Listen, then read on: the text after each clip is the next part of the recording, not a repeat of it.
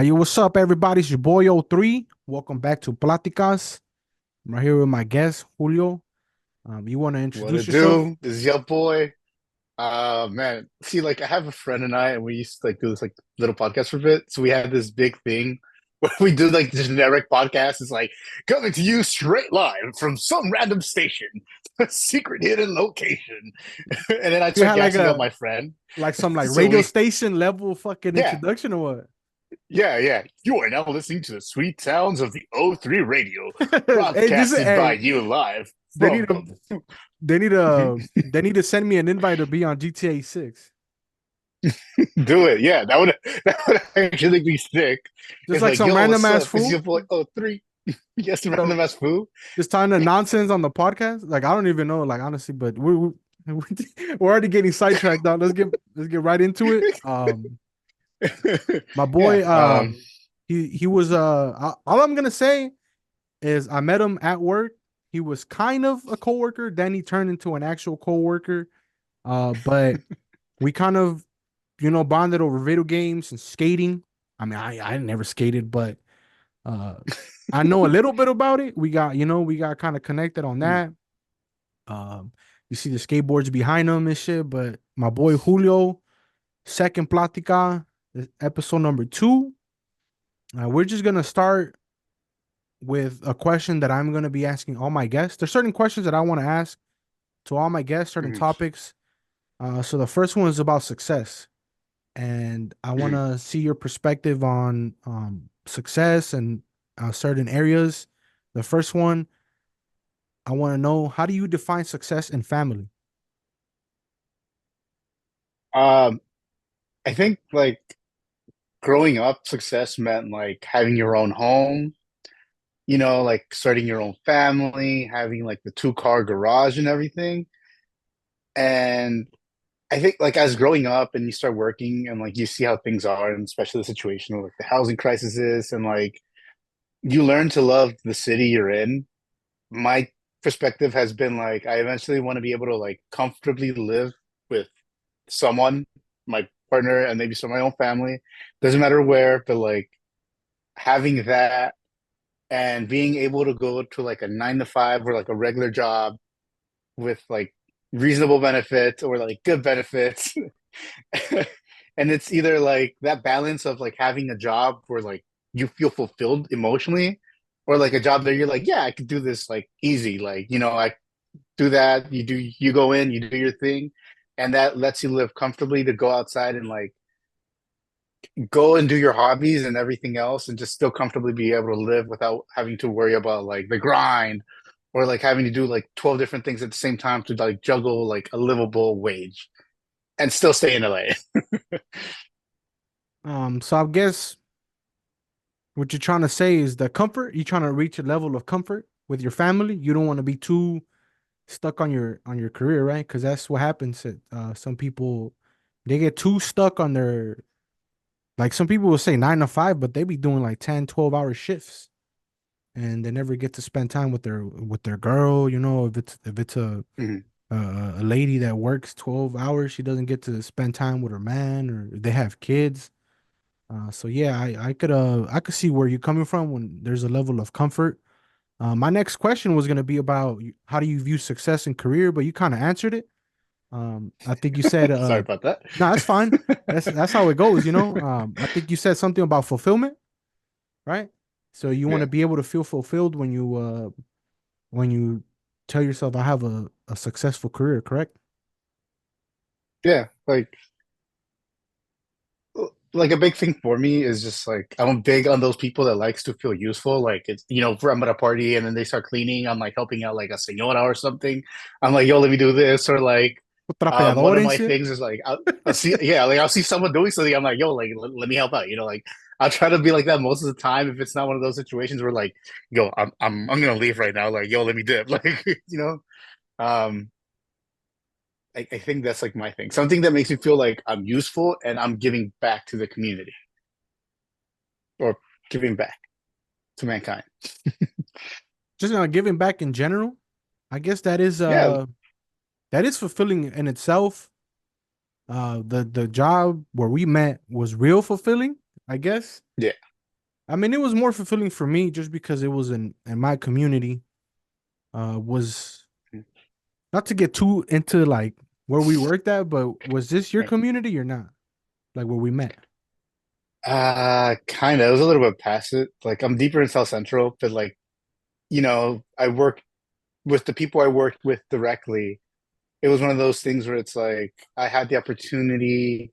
I don't know if it's okay to go too detail, but like my mom worked at like the school I went to, and you hear that some parents aren't involved in the school as much because of work, and then some parents just have that like thing where they don't feel like as welcome. And I work directly with parents and like we're both Hispanic, so like we worked, you deal with your like tias, your abuelas, and like the cultural like aspect to it. It's something that I enjoyed where like once the family started getting comfortable with me being around and being the face that they had to deal with. Um, I had this thing where like I try to make it comfortable with them, and my goal was to try to like have them know that this isn't just like a daycare where they throw their kids for like a couple of hours and then the kid goes home, but it's like a place where like they're also welcome. So if you have any random questions, you want to check in about something, or like you wanted to know about your kid, like yeah, I can try to help out with that, and making the school feel like it's more than like just a daycare is something that brought me joy, and working with these communities, it's a fulfilling thing. You being the bridge between the school and the parents was as that's probably like one of the Yeah, most useful career like at that point in your life, right? Because not only were you translating, yeah, you were the face that they saw. Like, because when we first met, it was through Zoom. It was like this, yeah, right? So they met you through Zoom, then they met you in person. You were the bridge between the school, because not everybody at the school spoke Spanish, right? And I guess the language yeah. barrier, the cultural barrier as well, played an important part. So I could see how it was real fulfilling. Did you have fun? I'll be honest, my boy. Did you have fun during those what was it, 2 years, 2.5? Yeah. So I I think the school that we were both at, my issue was that I started off during the pandemic, so it's really weird when people don't really like get to see you, but you're the voice they hear from all the pre-recorded messages and everything. So another thing when it's like, oh, okay, Buenos like I dias. joined this like Zoom meeting and they see me and like you start like cracking the jokes and you start letting them know they're like, oh, okay, cool, like he's one of us, you know, and it's nice because you start joking with them and then like during the pandemic, you don't people these parents didn't really like have that means to communicate with other people because they're not used to this technology. It was so overwhelming. And even getting that phone call, it's like, yo, like little Timothy is not in class. Is everything okay? And the parent would be there like, oh, I've been fighting with them. I swear he has a computer open and he says he's doing work, but I don't know. And then like that slowly kind of became this thing where the parents started being able to communicate with someone. So to them, like they would start complaining, and it became one of those things where it started like cracking jokes back and forth. And Clowning on by the the kid and time shit. yeah, they'd be like talking about their kids and everything, and I don't have kids. So sometimes they'd be asking for advice or like asking me things, and I don't know how to answer this, but like I'm trying to be lighthearted about it, and like it ended up taking way longer than it should. So I'd be getting calls from my boss, like, "Yo, like, what are you doing?" Like, it's been like 4 or 5 hours, like, and you haven't finished this task yet, and it's one of those Oh, things I'm that on the you like. phone with a parent, like just Yeah, I'm on chismeando the and shit. phone right now.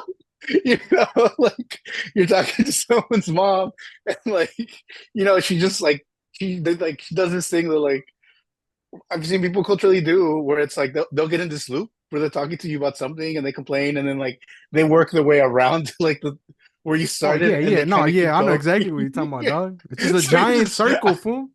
yeah. It's a nonstop bunch of BS in the middle, but eventually it gets to the point. You're like, okay, I get it now. And then it goes back again.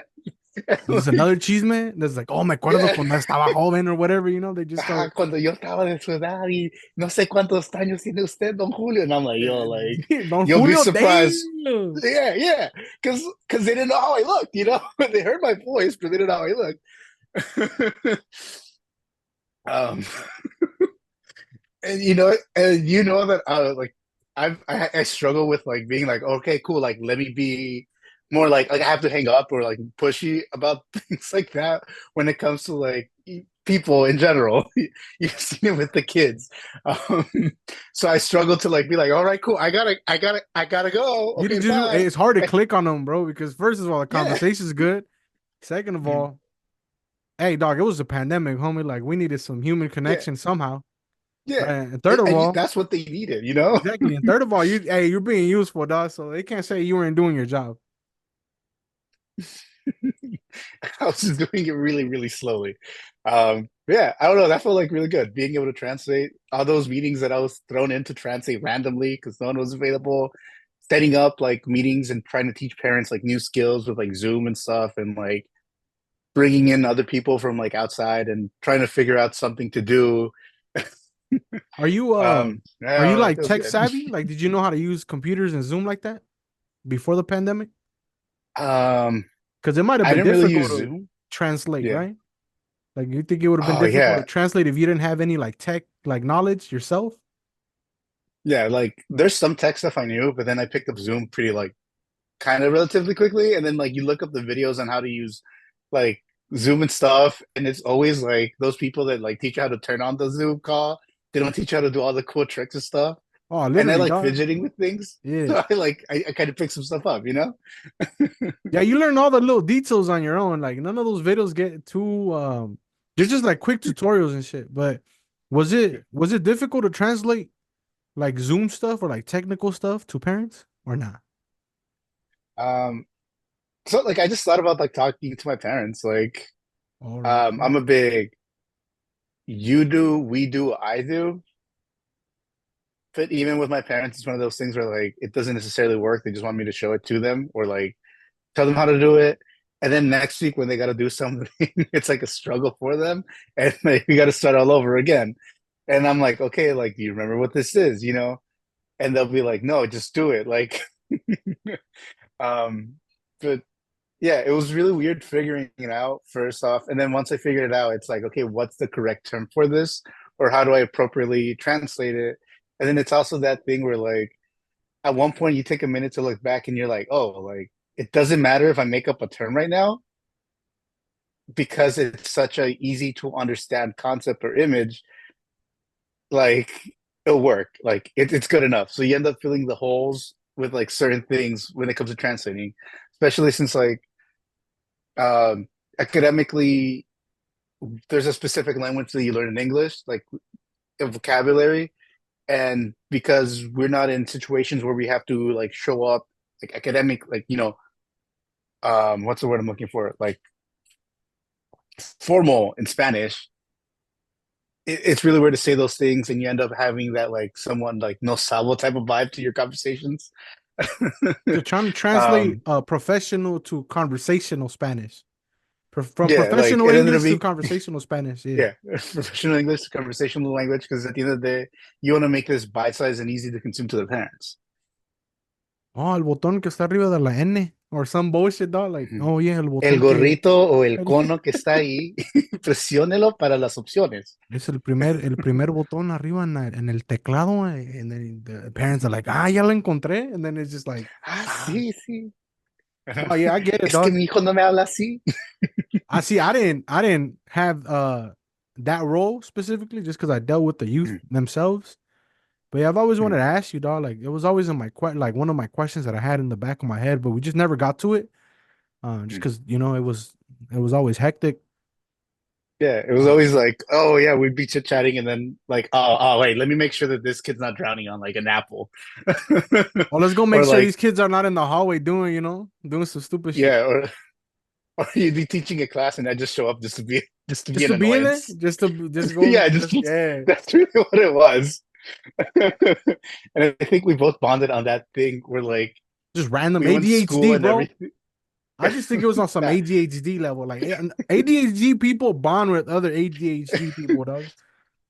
I don't know if you no, got but it, like, I fool, but think that's the vibe I got for like, oh, this was just like me. We just randomly go into a class and just take over the conversation and impossible to hang up the phone and just like, yeah, yeah, yeah. And we just keep saying, yeah, yeah, yeah, just adding jokes to it. I was like, yeah, no, this but like, was I think one of us. we saw that thing where it's like we went to school, we like saw this like white culture, and we came back. and now we're in the professional setting trying to be like professionals, but at the same time it's like, We're still a kid, dog. yeah, and you want to relate to like the kids so that like they actually want to communicate with you, you know? And there's like a fine line between being like friends and being too comfortable. We're both like we'd be like stepping, and then it felt like we're about to like step too close, and we're like, all right, reel it back, reel it back, reel it back, reel it back, just keeping each other Hey, in nah, check I about like mean, those meetings. I know that was you, dog. Me personally, dog. I think I went too far. Like, I feel like me, like, the reason why I'm so good at it is just because I have no line. Mhm. People are like, oh, friends and all this. Like, I know they're not my friends or anything, but I know the best way to relate to them is to act like how I was in middle school or in high school. You know what I'm saying? Not say certain things that we used to say. Obviously, Mhm. like, you obviously a little bit more mature, but to me, dog, I feel like me personally, I feel like I crossed that line way too many times. And I still do. I don't care. Like, I don't give a fuck. You feel me? But yeah, it was one of those things where I guess that's where we got cool, because it was just like as soon as honestly, bro, that's what happens when you put two adults that are not quote unquote adults in a room full of kids. We just become the biggest kids there. You know, It really was. It because really hey, was. because them fools they wanna become adults, and then we're adults, we want to stay kids, Mhm. right? So I almost felt like sometimes I was running the program for myself, man. But I mean, like that's really what they brought it in, and I think that's the cool thing about like dealing with the older like age groups. You know, um, they're easier to relate with, and it's one of those things where like, yeah, they could walk home and do nothing, or they could be here and just kind of hang out with their friends, and you become their friend, and now they want to stay there with you because they trust you and they rather like see like what this person wants to do, and then it's like, okay, this program has this much budget and they want to help me do things. I want to try this or I want to do this, and it's like, okay, let me get someone I like to hold my hand through this, you know, not like someone boring or like those teachers of the kids would be like, I don't like this person like at all. They pick us because they like how, you know, the people that we were, you know. I was just clowning them, fool. Day one. That was literally it. I wouldn't let myself. I would just as soon as I would walk in, I'd establish dominance, fool. Like not on some like alpha shit or whatever, but just like establish okay, dog. I'm not here to mess around. I'm here to. And I guess it always works. It's never backfired on me, dog. And it's just one of those cool things where if it works in multiple schools, it works everywhere. That's my rule, man. If it works in multiple schools, it works everywhere. But let's move away from the Yeah, youth conversation before we get like, you know, in before we trouble for start spilling something. some shit, dog. Like we just told ourselves we were never gonna talk about. But back to the conversation about success. What is your definition of success in a relationship? Oh, damn. I think Kendrick really summarizes it's like I'd rather you trust me than to love me. Um, damn, I feel mad corny bringing that up, but like Nah, for being we're in with LA, someone dog. that you We're gotta in rep the LA, dog. homie. And we, Uh, shout out to Kenny. so yeah, another world premiere. Um, it's the idea that you're with this person. I mean, it doesn't even have to be romantically, but like before anything, it's someone you feel comfortable with and you know you can rely on.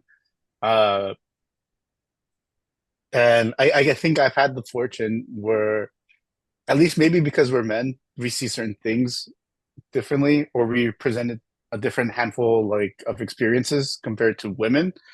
It's been like I've talked to girls and everything, and you get the people that aren't looking for anything serious, and then you get the people that are like, I'm trying to settle down yesterday. I'm trying to get married last week. And we're expecting in 30 minutes. And they're like, I asked if I could buy you a coffee. You're like, um, They're already having a fantasy, dog. You know what I'm saying? yeah, yeah, you know, you're already retiring together. Um, and there's been those things where like I've dated these people that it's like, okay, like it's pushed me kind of like learn how to like communicate, whether I learn it in like a good way or a bad way.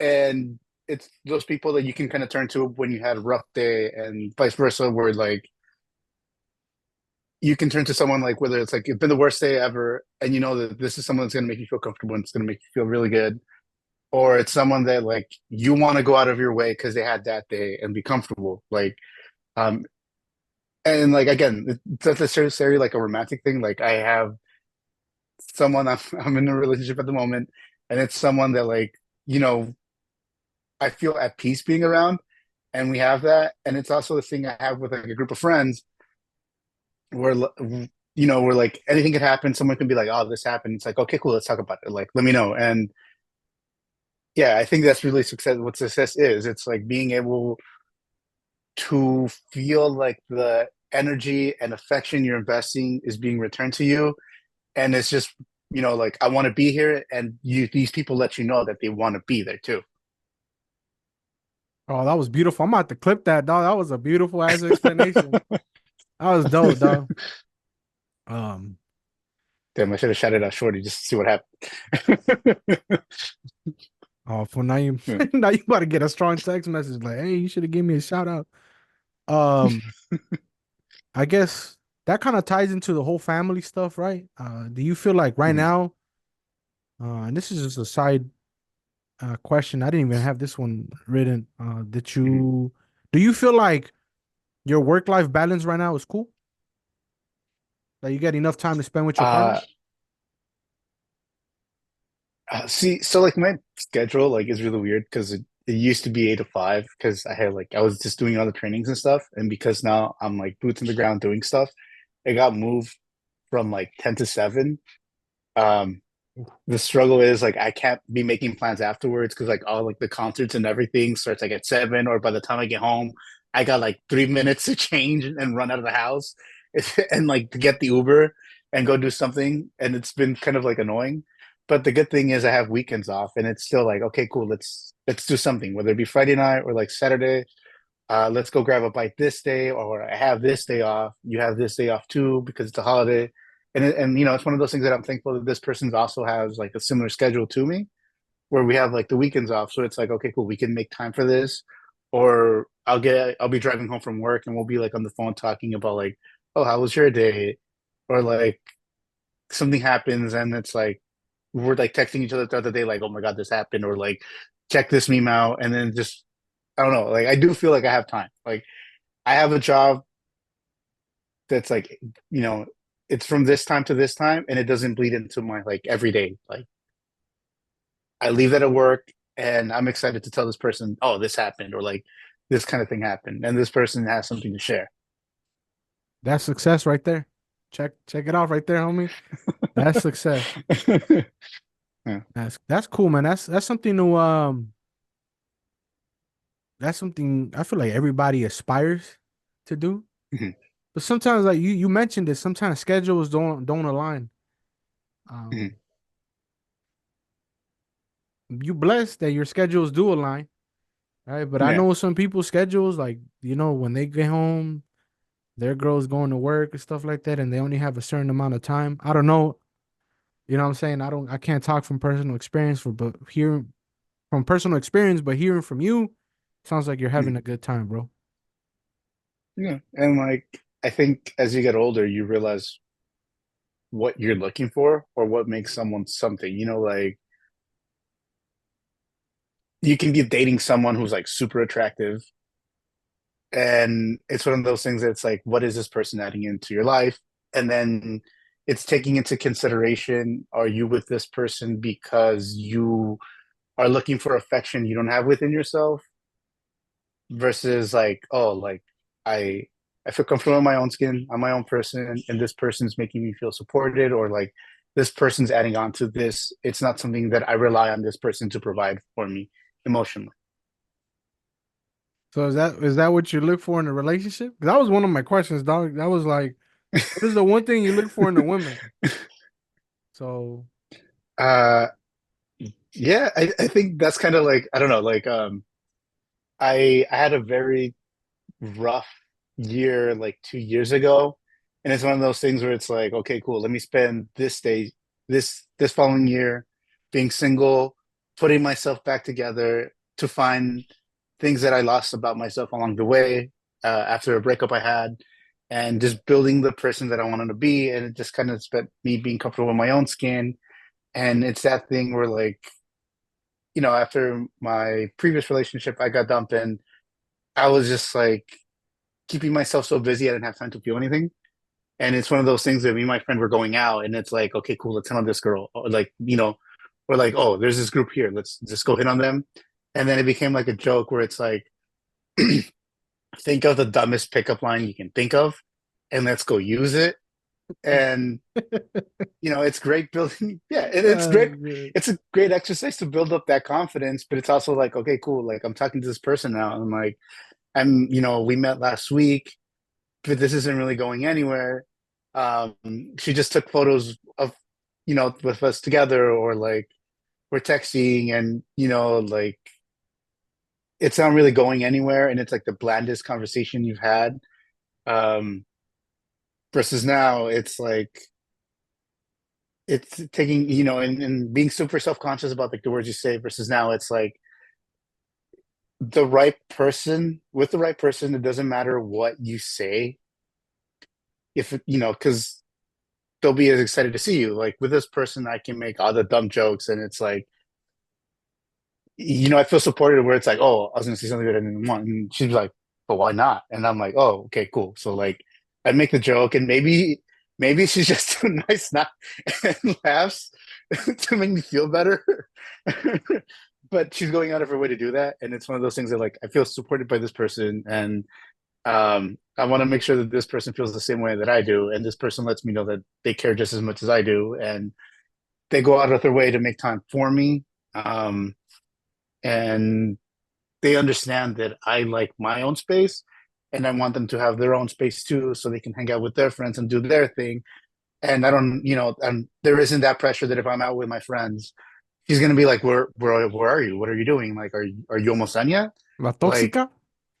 yeah, dude, like, because I've dated girls just like that, and then it'd be an argument when I come back from hanging out with friends because, oh, we took longer, or like, why wasn't I spending time with her, or like, what was she gonna do in that time because I wasn't there? And it's something that I don't have to do with this person, like, and you start picking up things as you go along. You're like, this person had this, I like this about this person, this other person, like, I learned, you take the time to sit back and reflect on the relationship and what you liked and what you didn't like, and you learned to look for certain signs and certain things that like later develop into other things. So you had check boxes. That's what I'm trying to. Yeah, Is yeah, what you're like saying, right? And does your current partner? I don't know. I don't want to burn her out or anything, but does she does she fill out a lot of those boxes? yeah, she does. Yeah, like yeah. I mean, I could happily see myself growing old with this person and like being lame and this. I could probably tell this person right now, like, oh, hey, like, I want to grow old with you. And she's like, you know what? I like growing old with you too. Um, I should probably like throw a joke about it too. But yeah, I mean, there's boxes, but I feel like some people that I know get so focused on like, oh, this person's got to be this, this, and this. You meet someone and you catch this like vibe from them or this feeling from them, and sometimes they like bends the rules of like what you were looking for. You give this up person opportunity to be themselves, and maybe I don't know, like I don't know. I'm trying to think of something random. One of my friends, their thing is like this person has to have gone to college. Everyone has their own things, different strokes for different folks, but that's their thing. And it's like, okay, cool. So if I meet someone and I get along with them and they're really cool, maybe that's not as important right now,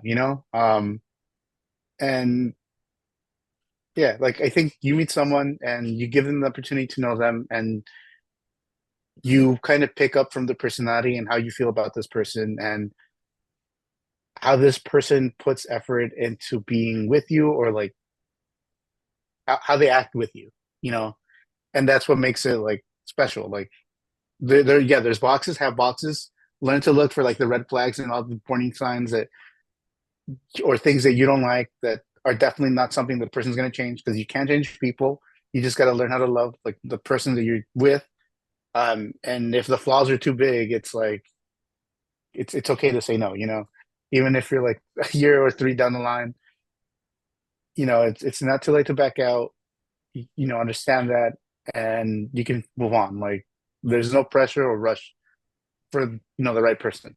I don't know. I think my parents are like a good example about that. And like, I grew up with my aunts and everything, and I grew up with like a lot of female friends, and it's just like I ended up gravitating to like groups of like female friends, and it's that thing where they're not all like, like I don't mind like, okay, cool, we're watching this movie. All right, let's watch this rom-com.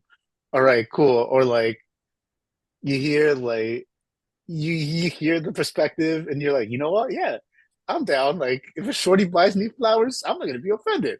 You know, I still do have like some like sort of like machismo things where I feel really weird when like Shorty's like, "Yo, let me take you out to dinner," and then like she's paying, and I'm just like, "What do I do with my hands? Like go for my wallet? What do I do?" You know,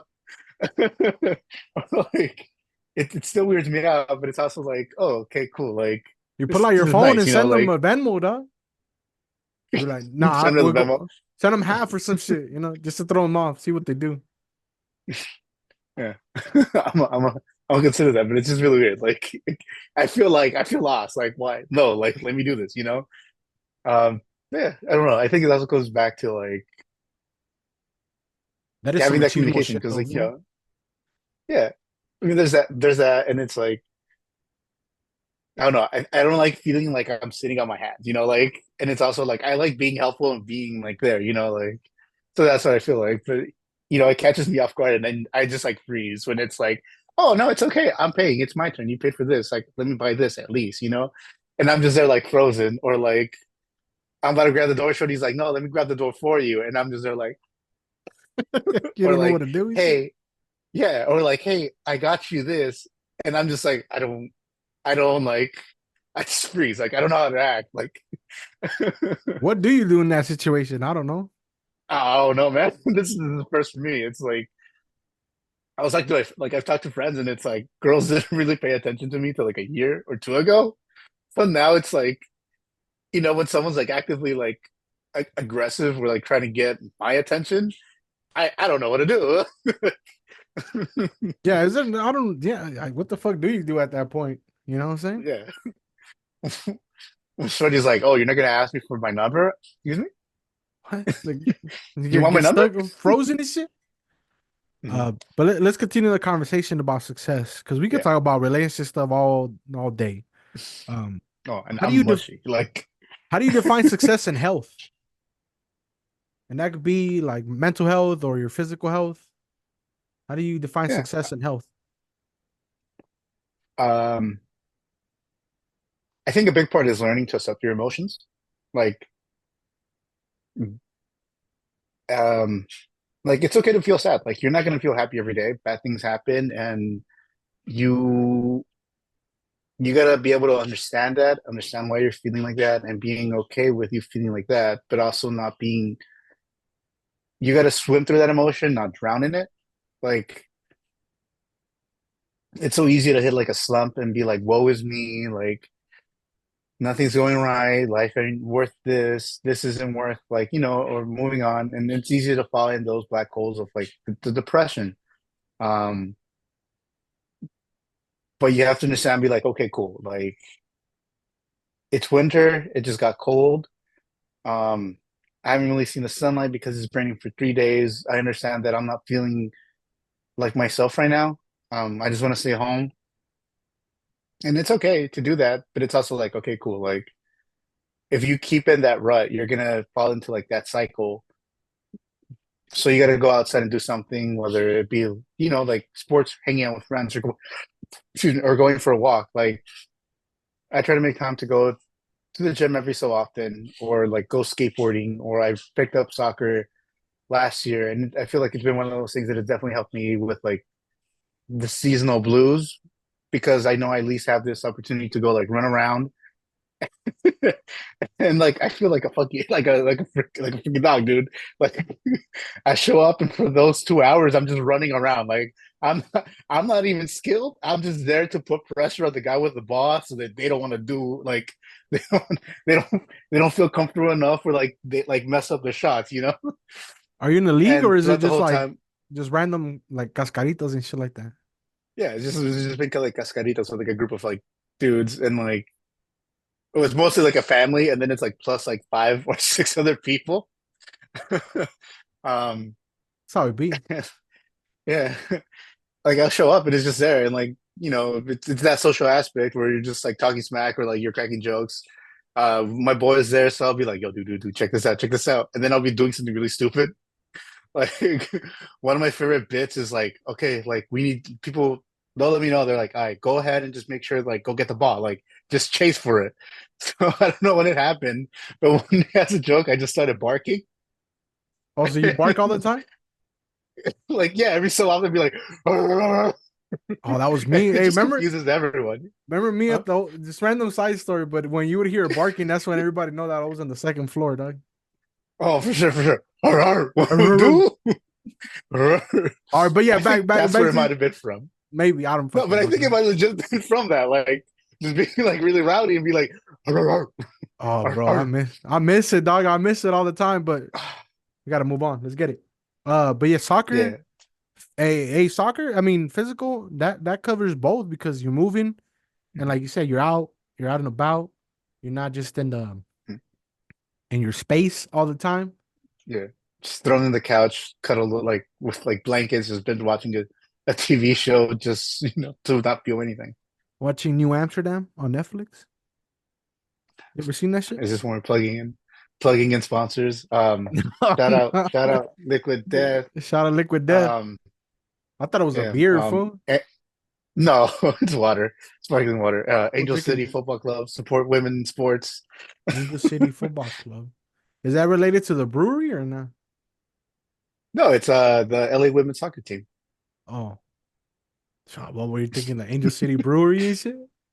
Hey, We're not gonna, hey, let we're me not know gonna, when. Let no, me know when. no, dog, we're good. Fool. We're not gonna talk about that shit. Health. That's career and so we talk about family, relationship, Mhm. career, and health. Yeah, you got to balance emotions and as well being like, okay, cool. Let me go do something so that I'm not in a toxic cycle. And that applies There to we go. everything. Summary that one. It does. And this, we're gonna go a little bit into the past now, Mhm. because this is not something we ever talked about.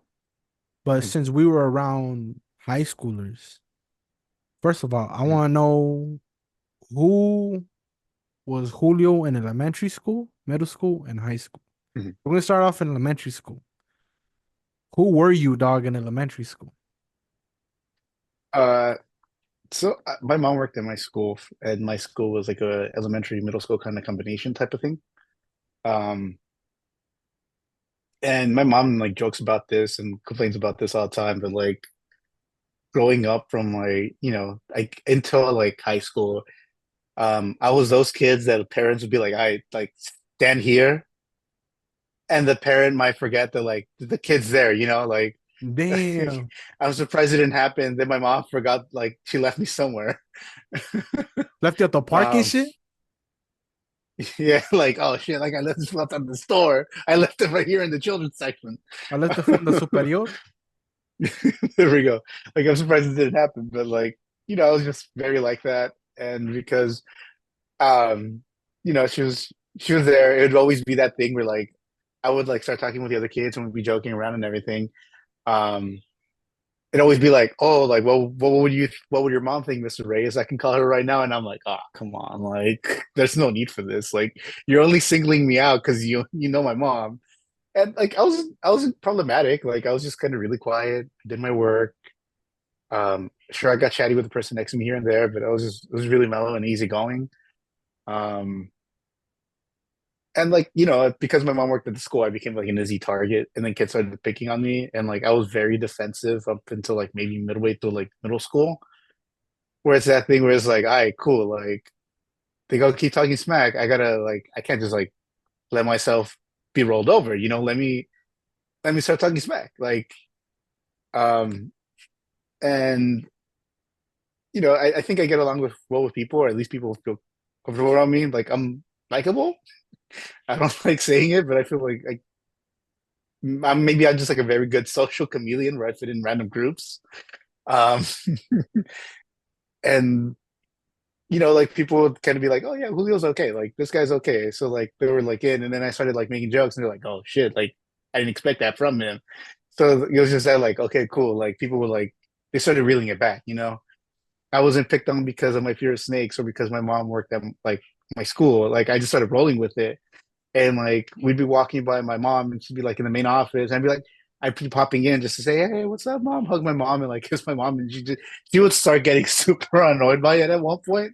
And she was like over it. And I think the other kids saw that she's like over it. But like, it's slowly like they slowly started really back. And then in Yeah, because you high were making school, fun of like, yourself, kind of, right? It was you kind yeah, of yeah, you like, diffuse the situation at that point. yeah. Yeah, like kids would be like, "Oh, like Julio's such a mama's boy, like this and that." I'm like, "Yeah, well, I mean, at least we know my mom likes me. I don't know about you." And then they'd be like real quiet, and it's one Yeah, of those just things that clowning on everyone's like, moms and shit. That's the biggest "Yeah, like mama joke ever, dog. At least my mom loves me, dog. That's fucked at up, man. least my mom That's loves me." fucked up. I'm Or, not condoning that. or You like, understand? yeah, like, oh no, like looking back, it's like, yeah, it's not okay. And some people like it was some people's realities, and they were maybe looking for a way to like get back or normalize their relationship with their parents.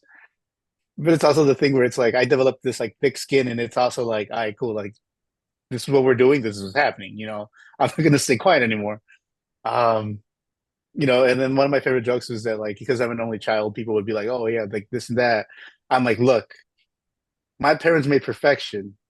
Your parents are on their fourth attempt, and then it'd be like, Damn. Also, you're an only child? yeah, I'm an only child.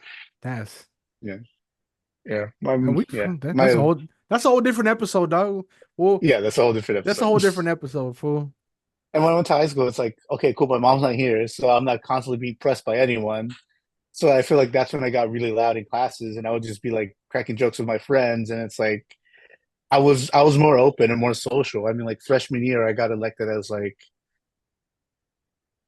class like vice president or something. Random ass shit, huh? This is Yeah, it was fucking like class random. vice president, and it kind of caught me off guard that people were like, "Oh yeah, like it's this guy." So I was just kind of like, "Okay, cool." Like, and I feel like like I had my own groups, and again, the social chameleon thing. And in high school, it was one of those things where like girls started like so. I had like I had my first girlfriend in high school, like or at least well, I mean, I had one in like eighth grade, but it was like a 2 or 3 day thing. Those don't count, Then I fool. had like a yeah, those don't count. Then I had one in like freshman of the year of high school before high school even started, and it's one of those things that it moved so. He was trying to move so fast that it scared me. Oh, damn. Yeah, and then like I dated a girl for like 3 weeks, and then after that, there was this girl that was kind of like, there was like a couple girls that are very like social with me, and in that kind of way, and it's one of those things that I didn't really pick it up until like I guess more recently that I'm like, oh shit, that was what's going on. It starts clicking and shit. Yeah, now it's like, and I'm like, oh my god, like I'm such a fucking nerd, like I was a herb. Was the environment the same or not? So I went to like a charter school, and like there was like another one. So then we were all kind of mixed up in this high school. And there was like, there was more of that. And then there was cliques like in middle school, but it was more present in like high school, I feel like. There was like certain groups that like gathered around, and then there was like the cooler kids that didn't really let anyone into like the in group. And that's like the one group that I didn't really like. I got along with members, but I didn't get along with like to be part of that group. And it's one of those things that like The I found leader? like You didn't specific get it. members of those groups annoying. The annoying ones were probably the leaders, dog, quote unquote.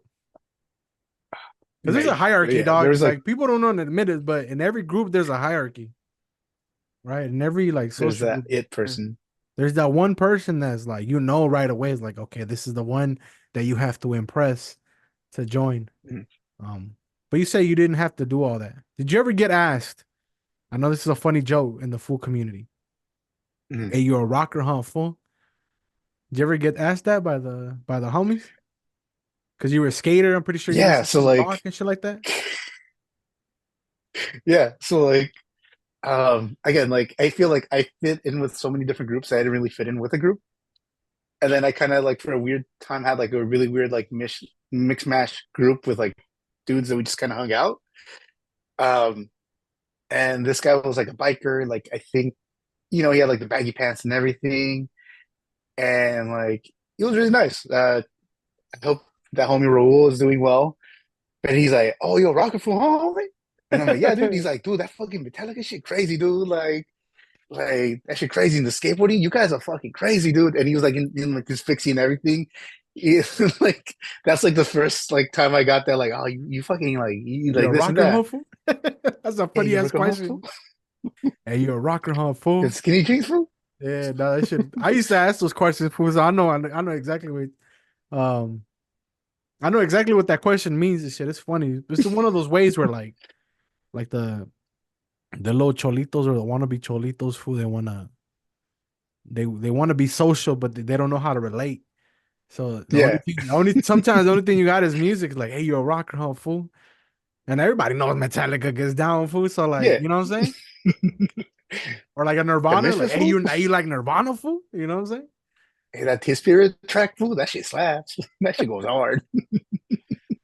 At what point, um, before we get into the college stuff, you said you started skating in high school. Um, Middle school, middle school. well, middle school. So you started middle Mhm. school. And you say your life was around this time. You were in middle school. What year? I'm trying to see what kind of like video games are around this time, like skating. Oh man, no, I didn't play skateboarding video games until Because this was like I think around. like If you were in high middle school. school, oh, I'm 29. You were like 2 years younger than me. Two Yeah. years. I was born in So '95. So you're probably like in middle school when like Skate 2 or 3 came out. Skate 2. It was like yeah, one of Skate those 2 like was out.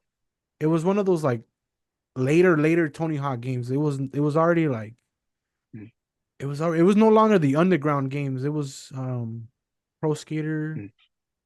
So you were on PS3, right? PS3, Xbox Yeah, 360, that was or were PS3, but I was on you were a Guitar Hero Nintendo? fool. Oh, you're a Guitar Hero kind of kid. That's cool. I never got into Guitar Hero and shit like that.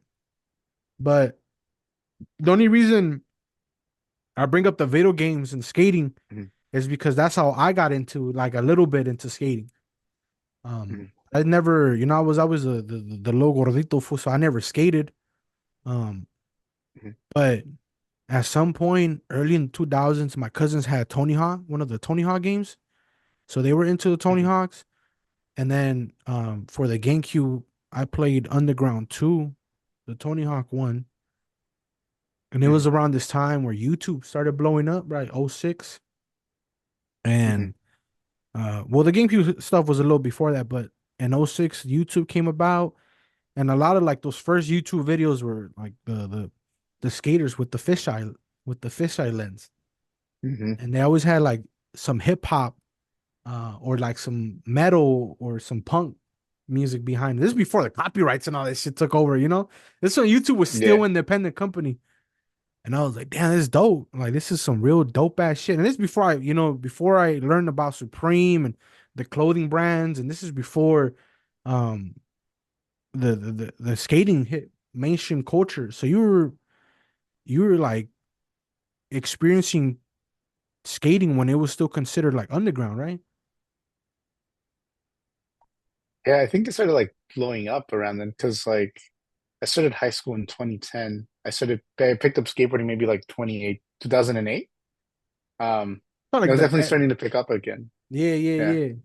Because of social media, right? Because of MySpace and Facebook and YouTube, yeah, I guess it became a lot more accepted in society. I remember around this time is when I watched that one yeah, movie, The Lords of Dogtown. yeah. Yeah, those movies were dope, dog. Lords of Dogtown or the Z Town Boys or something. There was another one. There was a documentary Yeah, about the Venice Foods and shit like that. yeah. Z Boys is The Z the Boys, yeah, yeah. documentary, and then Lords of Dogtown is the The movie. drama movie. Yeah, and then there's like that movie Grind. I don't know if you saw it. Nah, I don't think I ever seen it. It's some guys who create like their own makeup, kind of like they make up their own like little skateboard company, and they kind of go around the country on their way to like the X Games. Maybe I don't. It sounds familiar, dog. I would Yeah, have to watch a and then trailer there, and see what it is. But I remember Lords of Dogtown for sure, dog. That movie was dope. then Robin Big and the Bam Margera, Viva La Bam. I remember seeing that on MTV when I had cable, like in '06. Um, yeah, so like mid 2000s to the late 2000s is probably like when I was kind of into skating. Probably, nah, I Mhm. mean not as much as you, dog, but what was it? What was it like, dog? Because was it expensive? I'm pretty sure like prices have gone up since, just off of the strength that like, I mean, fucking skating is gonna be in the Olympics now, right? And Yeah, it was social the media last still took Olympics. over. But how was it being a skater, dog, in middle school in the late 2000s? I think the big thing was like, I mean, I don't think there was like as many like YouTube tutorials on how to do stuff, or at least my phone wasn't like, or my internet wasn't like good enough to like watch a video on the go. I probably had to like sit down and use a family computer to maybe look up something and kind of figure it out like that. But it was mostly like me in my backyard getting flat, and I had my parents didn't let me out of the house. They're like, you're like, you're here, we're home, you're not leaving until tomorrow. Um, so like I would just kind of like eat food, and if I had homework, do that, or like then afterwards go outside and try to kickflip, and it'd be like 2 3 hours later, and I'm still trying to kickflip, and I'd be going through shoes, and it's like the first time that I was legit like beating up my shoes so much. Like they used to be pristine enough that like when we went to like El Salvador, like we'd be able to hand those out to like my cousins and stuff, or like someone would like they'll fit someone. And then after that, it's like, oh, like no, he beat up these shoes, and like we just got him for him like a month ago, and then like I got shoe glue, and then the shoe looked all weird, like all gross, because I was trying to Y'all extend the deformed life. this shit, you know? Yeah, dude, like the sole is like all bald, like the toe like stitching is all ripped up, and like Just a and I was typical going skater through shoe. them. Yeah, like they were. I was like the typical skater shoe, and like my mom would be like, "Why is it that you go out like to go to school or whatever, and you have the worst shoes you have?" That's how it be, dog. That's what you know. It's funny, Yeah, dog. That's what I would always ask the skaters, like, "Fool, why are your shoes always so fucked up?" It's like it's because I'm skating, dog. It's like, can't you wear yeah, some nicer ones? It's like, I don't want to ruin those. These still work, and so yeah, that was like one of those things where I noticed a lot of those skater fools, especially in the hood, just because we're on some, some broke shit. We're never gonna yeah. have nice ones, or we're never gonna have um like a rotation of shoes. What were your like favorite shoes to wear around this time? There's a bunch of skating companies, DC, Etnies, Vans, obviously. Yeah, there were like all these companies, but at the same time, I was just kind of like getting into it, and there wasn't social media like it was, or at least I didn't know how to like navigate MySpace like that. Um, so I was just kind of limited. It was like I knew about some brands where they existed, but I didn't really go into like a skate shop until like 2012.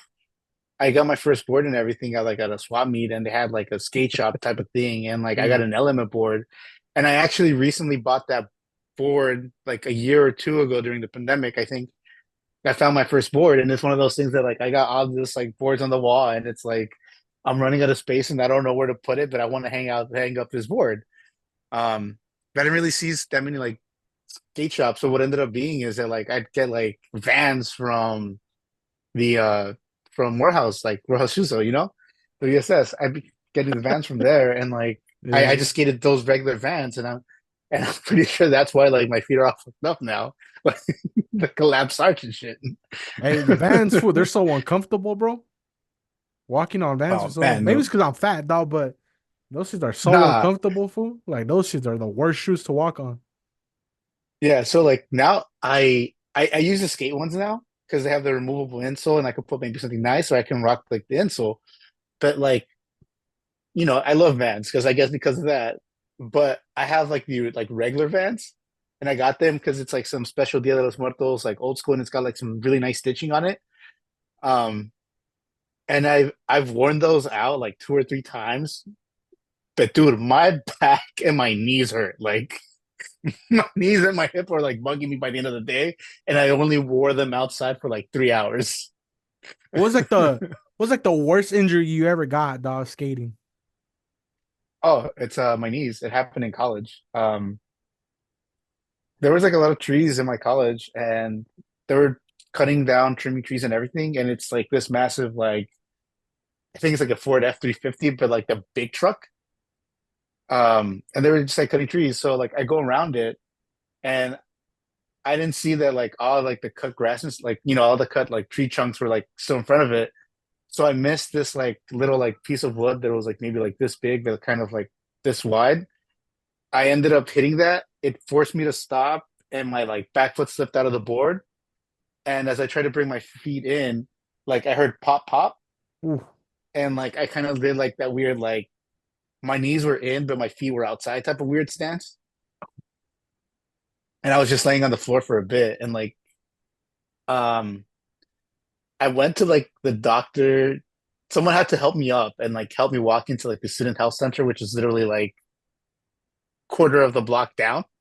Damn. Um and the guy's like, "Oh, just wait for the swelling to come down and then come back." And I was like, "Okay, cool."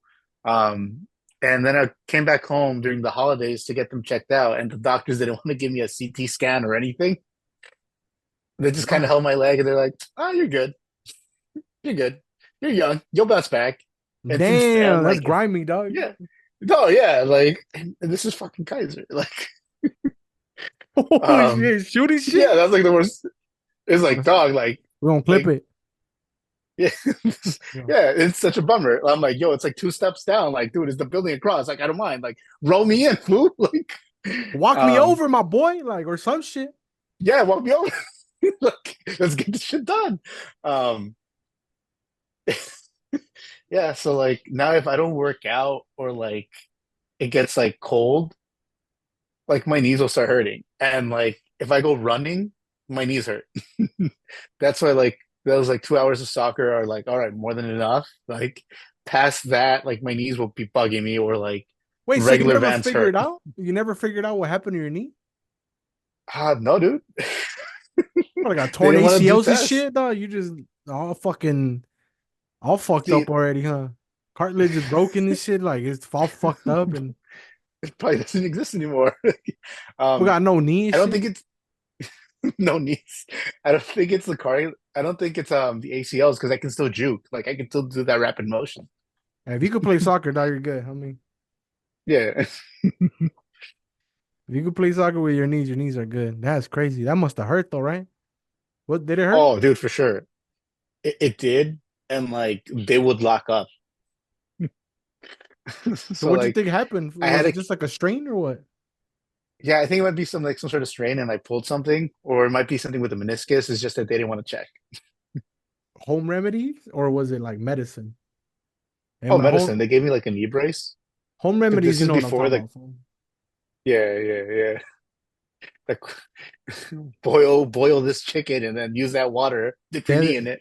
that manzanilla fool on a fucking Yeah, on a boiling hot water, dog, and rub a little cloth on your knee and put Vaporu. fucking vaporu or some bullshit, dog. Oh hell no.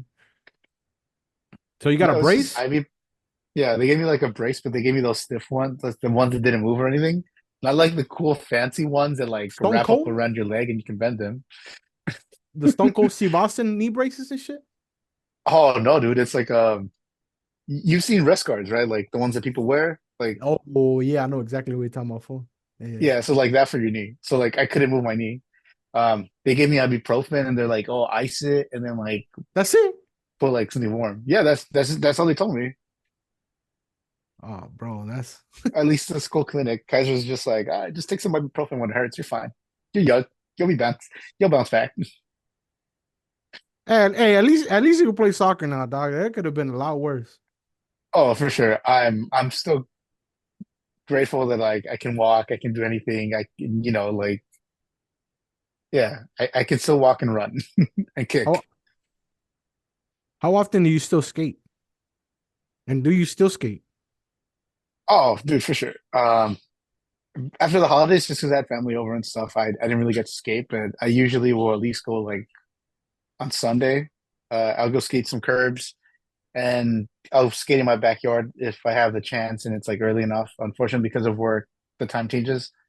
It's been like way too dark for me to skate, and for some reason, when I skate when it's dark, like I miss everything and I can't aim and like I lose my balance. The Like, recipe for disaster, homie. Doing yeah, everything in I the can't be dark. risking that. Yeah, exactly. Do you see yourself slowing down? Oh, I for sure slowed down, but it's also been like, um, so because I skate the curbs, I skate with like 30-plus-year-old dudes. And like, some of them are like, oh yeah, I used to do this. And like out of nowhere, they'll pull out like a super crazy trick and they're like, yeah, that's the only thing I have. And then they'll be learning and relearning how to skate using the curbs. And it's one of those things that's like, I've never been a jumper. I never did the rails or like stairs because I'm like, yo, that looks like dangerous. I'm like, yo, let me stick to a ledge. Yeah. And now it's like, okay, cool. Like I'm gonna skate this curb. I skate slow because it's like, yo, I got work tomorrow. Gotta wake up at 6, Um, homie. yeah, I gotta wake up at 5. Um, so I don't like, I don't do that as much, like those crazy things and stuff. But like I'll go skate like this. My friends will be like, oh, let's go skate the spot. And I'm like, I'm down. And I can still see myself doing it. And I mean, these guys are still doing it. And I'm still having fun.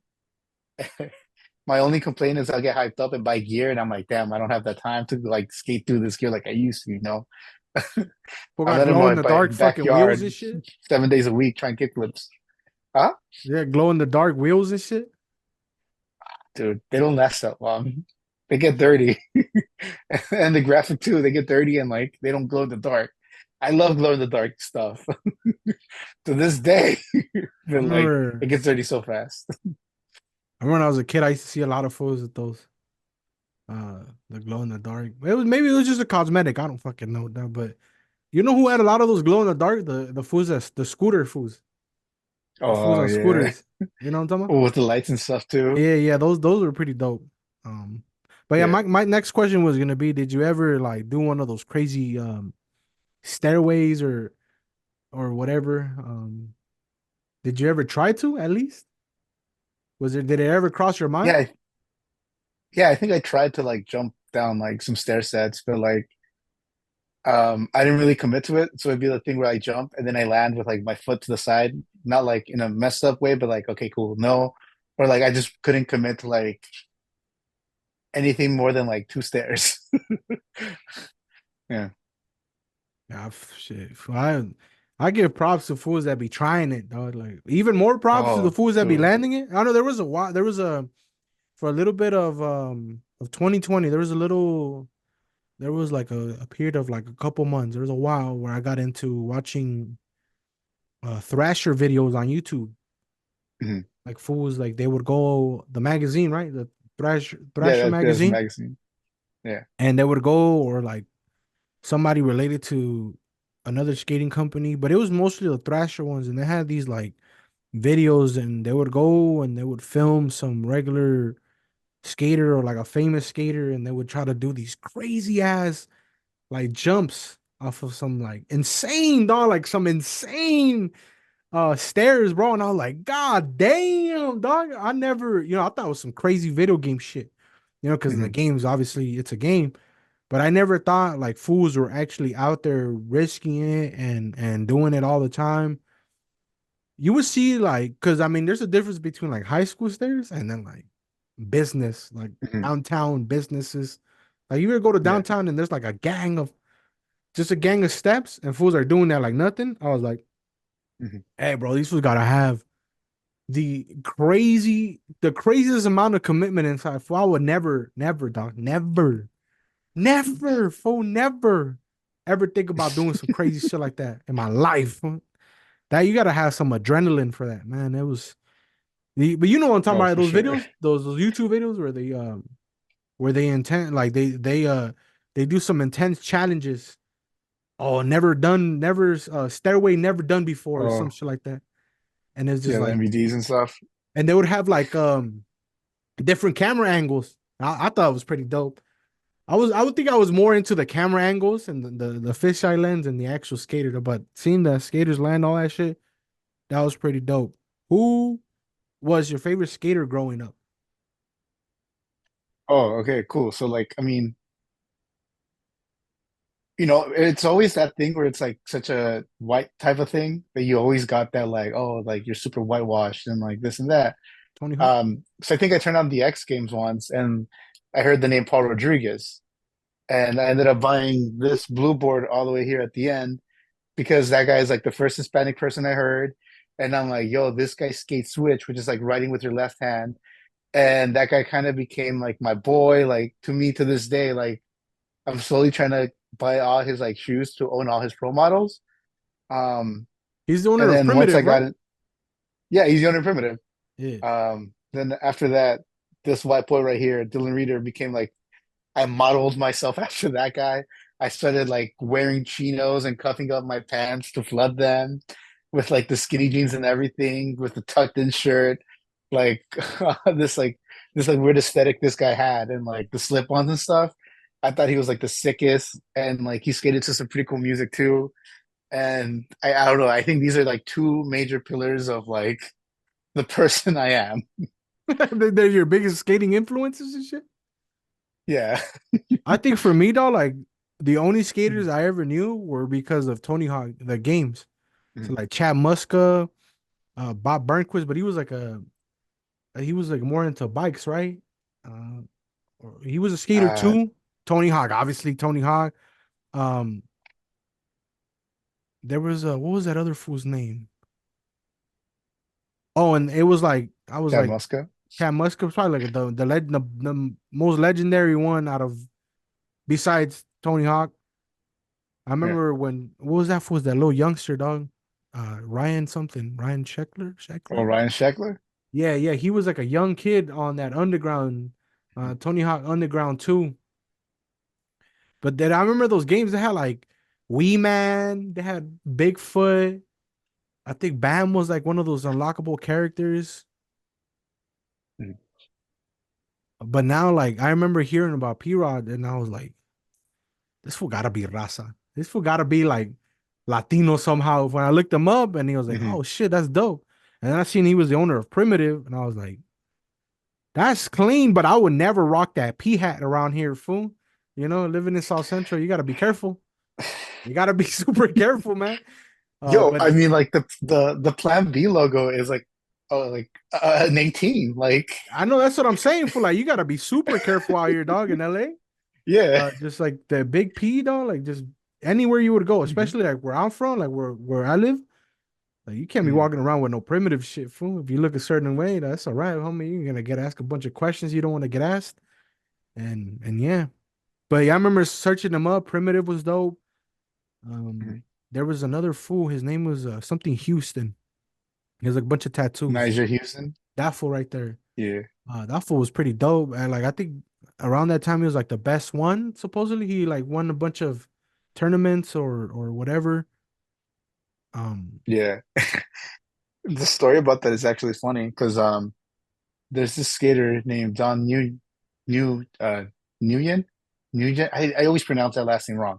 Nguyen? Um Nguyen, yeah. Yeah. Don Nguyen, and now he owns like a couple of restaurants. Um but he got injured, so he had to call out of the SLS or the Street League skateboarding, the thing that Rob Dyrdek started.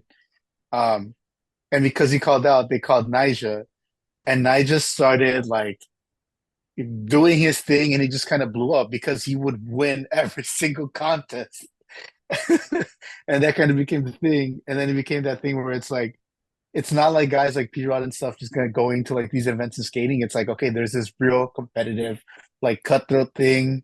You see these guys and like they get really close every single time. Like, and it's like a whole different level of like skateboarding.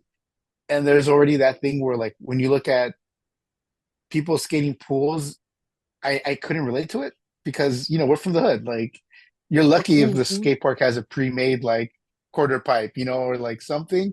But like it'll mostly be a ledge, or you find this ledge and you're skating this ledge with your friends. All the pools out here are above ground, homie. They're all some Yeah, plastic or made out of wood or some shit, fool, you know? yeah. And like again, they didn't let me out of the house. I just get it flat.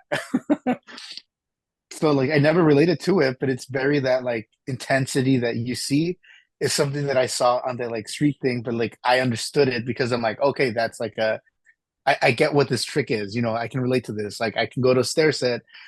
I'm not gonna do anything near this, but I can do something that looks like I attempted to do the simplest version of the trick this guy just did. And yeah, I don't even know how we got here, but yeah, Nah, no, it's that's just how like Nigel one of got those, famous. bro. Like that's the one thing about skating. It's just like I realized how, um, like when I for those period of time, I realized how Mhm, much of a culture and a sport it really is to people. They love talking mhm, about skating and shit. Yeah, I never really understood it. I never, because I mean, yeah, I would play the games and everything, but mhm, I never skated. Like the kind of people that I would kick it with, they weren't really the skating type. Yeah, I had a couple mhm, homies who were skaters, but my mhm, main group of like my homies, they're not skaters, you know what I'm saying? So to hear people talk mhm, about it like it's a sport, and to hear about this fool that they compare him to like the Jordans and the Tom Brady's of because he's always winning stuff and mhm. shit like that is I could see why I could see why people would want to replicate his moves, man, because he's just that dude, right? I guess. I don't know Yeah, who he's that I don't guy. know who the main one is anymore. I just kind of like fell off of the like following Mhm, skating and shit like that, but you probably know a little bit more about it. But on a whole different topic, um, before we get into the college years of Julio, it's mhm. just simple question I want to talk about because we started like talking about wrestling a couple months ago. I just Oh want to. yeah. I could talk about wrestling for hours, but I just want to one simple Mhm. question about wrestling, so we move on because I like this topic. What is the difference between watching wrestling as a kid versus compared to watching wrestling as an adult, in your opinion? Oh man. So my parents didn't let me watch it at home. Yeah. But I'd be at a friend's place and like, it's like a Friday night, so we'd be watching like SmackDown if it was on, or like I'd be bugging my friends when like I'm like, yo, when's SmackDown on? Dude, let's watch SmackDown. And they're like, no, I don't want to feel like watching that. I'm like, yo, let's watch SmackDown. Um, my friend gave me like one of the SmackDown versus Raw on the PSP. Ooh. So I was like, I Ooh. borrowed that game and like, Yeah. dude, it was oh man, it was a time. Um, and like, I try to sneak it in, or like, like, or my parents like would catch me watching, and I'd just be like, no, I wasn't watching. I was scrolling through the channels, and it was just on. Yeah. Um, versus now, it's that thing where like my friends were talking about. Well, I dated a girl in college. I know we're not talking about college, and she watched it, and it's one of because it was like her culture, like her thing with her siblings. They sat around and they watched it together. It was her thing. So like, she'd be like, "Oh, this is on. Is it okay if we watch it?" And I'm like, "Yeah, it's fine." And you kind of get into it. That was when Roman Reigns was starting to come around and like he was moving up. So Um, this was what I like 10 stopped years watching ago, because, yeah, could be. No, it's a little bit past that. 2016, AJ 20. Styles was still a thing. He's This still was a probably thing maybe like, because AJ Styles debuted in WWE in 2016, I think. yeah, it was around then, 2016-ish. So like Um, 8 years ago, 7 years ago. whew, my back, Whew. my knees. Um, I shouldn't have said that yeah. shit. That made me feel old, my boy. That shit is crazy. Sheesh. But yeah, no, yeah, like Um, I remember when I was like 20 years old when Roman Reigns, and like it was probably like beginning college when the Shield came mhm, up, full, you know. yeah, that's that. Yeah, that was about the time I started. I watched it with her, and then I think it was like last year or 2 years ago. My friend started talking about it in one of our group chats, and like I just kind of got curious. I started watching it, and like my friend's like, "Yo, here's my login." like, you should watch it. And I was like, yeah. So I started watching it because I mean, they started sharing in their group chat like the photos and like videos of stuff, and I'm like, oh, this is kind of cool. And then I saw who Rhea Ripley is, and I was like, oh my God, woo, I know that's woo, literally for what it is, dog. Like woo. you see the women wrestlers, dog, and Wow. I'm not gonna say anything. I'm not terrified by the buff women. My joke with my friends is like, I'm gonna get myself a buff woman. I'm gonna roll my ankle skating. Who's gonna come pick me up? Rhea Not Ripley, like some skinny shorty. Like I'm trying to get me like that 5'10" muscle mommy. Like shorty gonna carry me out and put me in the backseat of the car. bro. um, People are obsessed with Rhea Ripley. I'm not gonna talk. You know what? Never mind, dog. Never mind. Never mind. before we get that, I'll bring you back on a different episode. We get deep into the yeah. rest of the conversation because you know what? You know what? I'll invite you back to the podcast the weekend after WrestleMania. How about that? Yeah, I'm down. Do a We'll group talk about watch and we wrestling highlight for like specific like crazy. matches. But yeah, that Yeah. I just wanted to ask you like because I was just curious because you're probably like the only one of the only few adults that I know that whenever I would share like when I was still active on social media that Mhm. I would share some wrestling stuff and you would respond or you would share something to the group chat. Um, and I'm probably the only one that would probably relate to it because I still watch it. You feel me? And I was like, oh, he still watches Mhm. wrestling. But I wanted to ask you that question. Um, because yeah, there's a big difference of watching it as a kid. As a kid, Yeah. you're a kid, but as an You believe adult, it. To you, it's real. It's like, yeah. And now as an adult, like you're an adult, but it's like one of the only times your inner child comes out and mhm. you feel like a kid again. Knowing in the back of your head, Yeah. like, damn, I gotta pay my bills next week. But you know what I'm saying? Let me I watch gotta go do fucking this. let me Yo. watch Cody Rhodes win the title real quick. You know what I'm saying? Like I Yeah. was going crazy when like, you know what, never mind. CM Punk came back, I was fool, I was jumping in my room full. Like I'm not even gonna fucking lie to you, dog. Like it was crazy. It was like, what the fuck, my boy CM Punk on me. Um, Mhm. but yeah, that shit is dope, man. It's rare to find people that still watch wrestling at our age group, man. Because you see all those people Yeah. in the TV stand. Is like, how come I can't meet one of those fools, dog? Like, or I don't know if you ever seen that one fool wearing the green shirt all the time in the front row with a happy face. Next, like if you No. watch the Royal Rumble, dog, on the Mhm. 27th, if you watch the Royal Rumble on the 27th, look Mhm. look in the middle of the fucking screen, dog. Like on the one of the first fans that you see all the time is some low gordito fool, dog, with a green shirt, has a happy face. Like he's Mhm. famous, dog. They know him as Green Shirt Guy. Just look at it, fool. We'll talk about it next time. We'll talk about it next Yeah. time. We'll get deeper into the conversation of wrestling because I do want to Mhm. touch base about your college experience. This is Yeah. real interesting. Like we could talk about some real interesting stuff, but I also want to, be able for us to, well, at least yourself, talk about your college experience in a way that um somebody listening could find some sort of inspiration or some sort of like a gem because you kind of mentioned it Mhm. at the beginning. You were from over here and you went to what was the school you went to? Cal State Chico. And it was a completely different culture, right? Out there.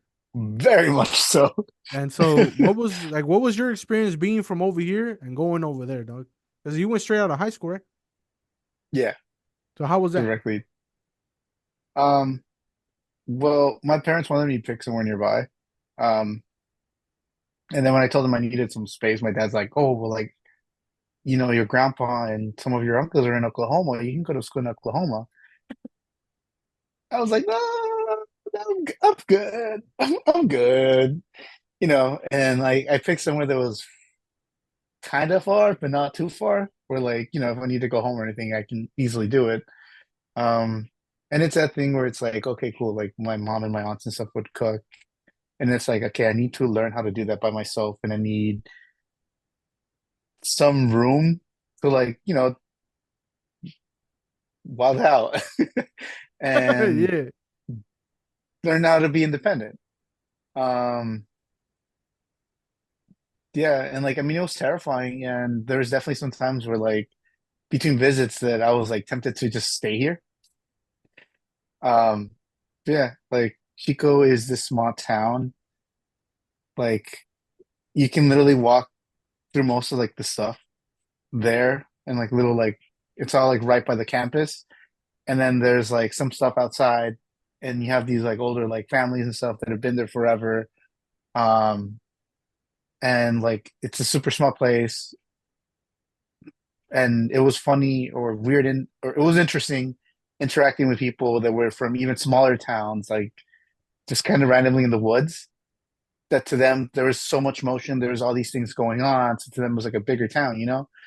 And to me it's just like, oh, this is small. Like, what do you mean I gotta go to like 30-minute bus ride to the movie theater or like, like 30 and 45-minute bike ride to the movie theater, and the mall is kind of far and you only have one mall and you only have one movie theater.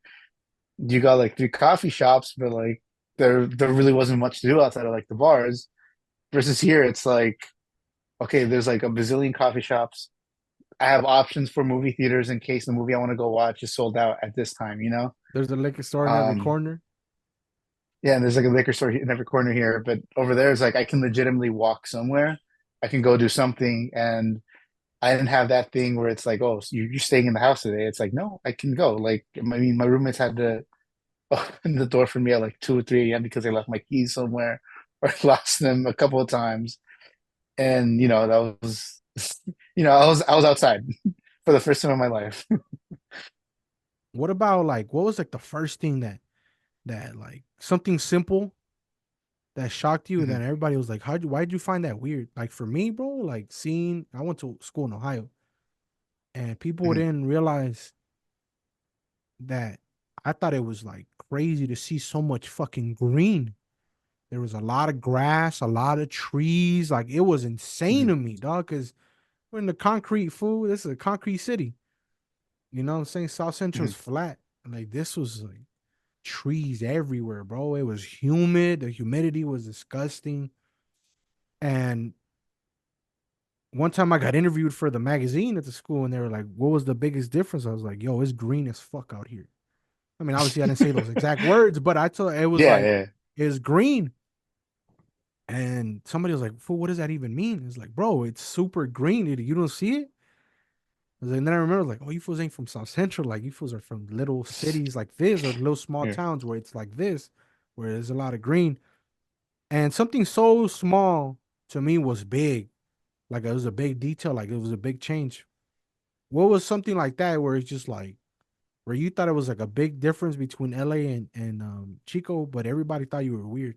Or did you ever like notice it and it was just like whatever's? Um, so like the greenery and stuff didn't catch me off guard as much. I don't know why, but like I think one of the first things, like I understood that it was a small town and it didn't bug me, but I think one of those like things that caught me off guard is like the nightlife. My roommates, parents, and I, we all got dropped. We all came together, and it was like the weekend right before school started, so all the kids were settled in and everything.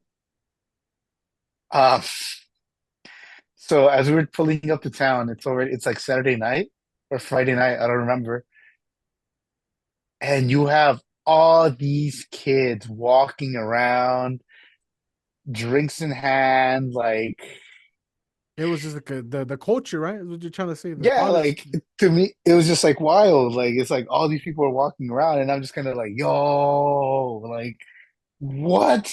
Versus like again, like being from South Central and stuff, like no one was outside like that, you know? Um, The only people or if drinking I like saw that were someone, family parties, right? The yeah, tios or with the like, people modelos or family some shit. casually drinking, versus like here you see someone outside, it's probably like, for a while, like it definitely changed. But like you see someone walking around, and like at, at like 11 p.m., you're like, oh, that's probably like like a homeless person or like, A a wino crackhead or fool. something, You know, it won't be disrespectful. We call them winos, dog. Like that's the term, right? You know, That's a winito fool or the some shit. the unhoused or someone who had was struggling with an addiction, and there's all these people going around, like all these people are just casually walking. It's like 11 p.m., midnight, and like these people are walking around. To me, that was like crazy. And I think that's the thing I enjoy. They're like, you can actually go outside and walk. Like, I can go outside and walk.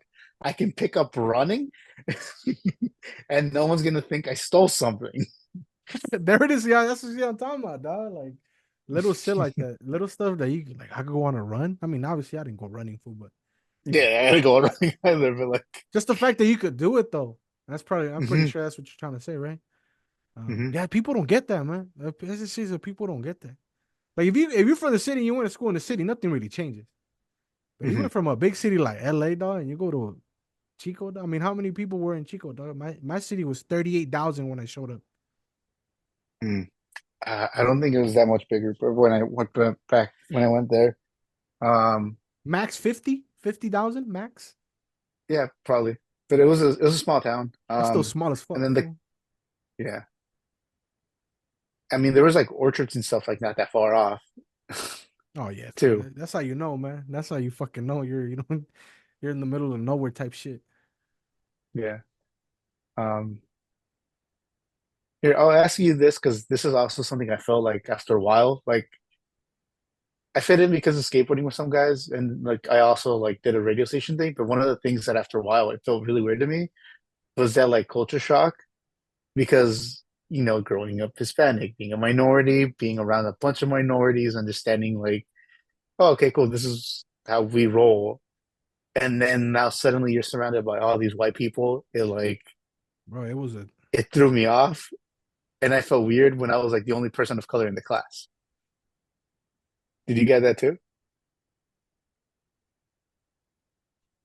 bro, just the simple fact that like walking around, I stood out. I don't know what you major because I majored in sociology. So the times that I would Psychology. so the times I would go, I was a horrible student in college, fool, but the times I would go to class for sociology, Mhm, those are probably like the most visible ones because they're the only ones I cared about. Cause yeah, there was other classes where I was like the only, maybe I wasn't the only minority, fool, but I knew for a mhm, fact that there was a highest chance that I was probably like the only minority from the hood, right? mhm, I'm not gonna say that I was the only fucking Mexican from the hood or the only fool from the hood out there, nah. mhm, But knowing so many people, because I got to meet a lot of fools out there, dog, and I knew a lot of people that were in the class, or I just eventually like I'm looking at it back now, information that I gathered later on. But there was times where I mhm, was like the only fool like that. I knew for a fact that nobody there would relate to me, but I didn't care. The only time I did notice it was in those sociology classes because those were the times where I would speak up, right, and use my mhm, experience as like almost a conversation piece. It wasn't. It'd always be like people would, I think the only difference was that some people's knowledge came from the book and my knowledge came from mhm, life. mhm, And I think that was the only weird part about it. I think I was like on some, it might have been the bad thing to do, but I kind of became super prideful of who I was. Like the whole South Central, I'm fucking '03 dog. I'm from the hood. Like I'm Mexican American. Like it wasn't, mhm, it almost like I had to play up a character out there, just, mhm, and I did it for out of survival. Yeah, I wasn't a frat, but even there, dog, like I was so stubborn against changing. I was still rocking pro clubs, fool. Like I was talking like a fool, like in a fraternity mhm, house, dog. Um, just because for the simple fact that I didn't want to, like in my head, I was like that. When I go back, I don't want these fools to be like, "Hey, '03, you changed." So that's what kept me like mhm, super. That made me super prideful, and it damaged me in the long run. But at that time, it helped mhm, me survive because it allowed me to notice when it got weird. When people would like uh, speak up in class and their whole knowledge was from the book, and I read the same book or I try to read the same article or whatever, but it was like, man, none of these fools know what the fuck. mhm, In my head, now it was like these fools, they don't know what the fuck. And to hear these people uh talk about it in ways like they'll never relate to it. It almost like pissed me off studying sociology. Yeah. You feel me? Yeah, I get it. Because not only am I reading about it, fool, I'm probably like one of the type of people that they experimented on. You know, like the research. You Hmm. know, I could have been a part of their research. You know, I'm probably one of those statistics that are in that research that they're reading about, and these other people in that Hmm. class are not. You know, that was my way of thinking. Nah, I never got answers on that, but that's the way I used Yeah. to think. Like back then, I was like, fool, and it almost kind of like I built an ego, fool, because it was just like, oh nah, like I'm walking sociology, dog. You're not, you know. And I got so flavor. I got flavor. This is me. Hmm. And so yeah, it did feel weird for being in a class where um like I might have known the person, right? And I might have, kicked it with them in the nightlife, but during the day and when I did go to class, it was always almost like it was me against the world sometimes. Hmm. You feel me? Because I would never hear it's like, oh, I remember. It was always like, I read this. Whereas like most of my examples were like, yo, I remember one time, like when I was young, Hmm. this is this and that, this and that. Maybe that contributed to other people, like to the other students wanting to know like who I really was. Maybe it helped me socially, obviously, but to me Hmm. personally, it was almost like I was getting offended, reading these sociology articles and books, just Yeah. because it's like, yeah, all this research is cool and all, but what the fuck, like, Yeah. you know what I'm saying? I don't know if that made, I don't know if that answered your question, but I never been asked this question. I've been holding this answer for so long, like there's so much shit I never talked about just because I don't like talking about my college years. But Yeah. yeah, I felt weird before. Yeah. I mean, like, again, I'm very whitewashed. I pick up skateboarding. Skateboarding showed me the Misfits, the Smiths, like all this like soft play music and like Is it whitewash being though? in the That huh? started in it started in it was like all poor kids, right? Yeah, I think so. Yeah, I mean, yeah, I mean, what was it? I think Joy Division was all working class people, like it's people who worked factory jobs and had side jobs and stuff. Nah, Um, nah, I don't think you're whitewash, yeah, dog. punk music is, like the bobby pins and everything started off because they're holding together the clothes, as long as they could. Um, Someone's probably gonna be like, no, it's actually this and that, and please correct me. Like I know some stuff, but I don't know everything. But like Yeah, there are certain not things that fit in. correct you, fool, but don't be a dick about it. Yeah, like we're all learning together. Exactly. I don't like that shit, Um, fool. Not the hardos, fool. Like, but yeah, no, fool, you don't know, dog. Like, you don't fucking know, homie. yeah, Like, nah, fool, correct us, fool, but be um, nice about it, please. yeah. And then one of the things I felt like with like around like the white people and stuff is that like sometimes they would be like hypersensitive about certain things. Where I know because I was there, they're trying to show off that they know about like this, and that, or like, Oh, I remember one oh, time I went this to the isn't hood. oh yeah, or like, oh, it's not okay that this artist made a reference to this part of Mexican culture, and I'm Oh, just there be like like, super liberal and woke. yeah, yeah, like super like over the top woke, like, Oh, and fool, it's to that the shit is point where it's like they're yeah, they're chill, bro. complaining about something that I didn't really care about, or like isn't really offensive. Like I know your that people one feel song, some I kind think of it's way, right, Future, Julio? Right? Like huh? I know your people feel some kind of way, Julio, huh? You should speak up Yeah, and about then it. you're just there like, what? What the fuck? Or Like you like, have no yeah, or like, I don't know if you remember that song that Drake and Future made, where it's like working hard, working like a Mexicano, and or when I am forgetting his name, um, damn, but you that know, rapper that showed up, there's references, bro. There's those yeah, references where that somebody that like, yeah, some non-Mexican or non-Latino would get offended by that and they would yeah, like try to feel like I don't know, almost like sorry for you. And it was like, yo, chill. mhm. Like I like this song. Relax. Yeah, like I like that song, or when this rapper who's from South Central as well, he dressed in like a mariachi outfit. Oh, fucking YG. Yeah, there we go. Um, you had this like white kid being like, "Oh, it's not okay. They're appropriating Hispanic culture. They can't relate this and that. And then I'm like, first off, like, YG's from South Central. He's probably got like Hispanic homies, and they probably helped him pick out that mariachi outfit.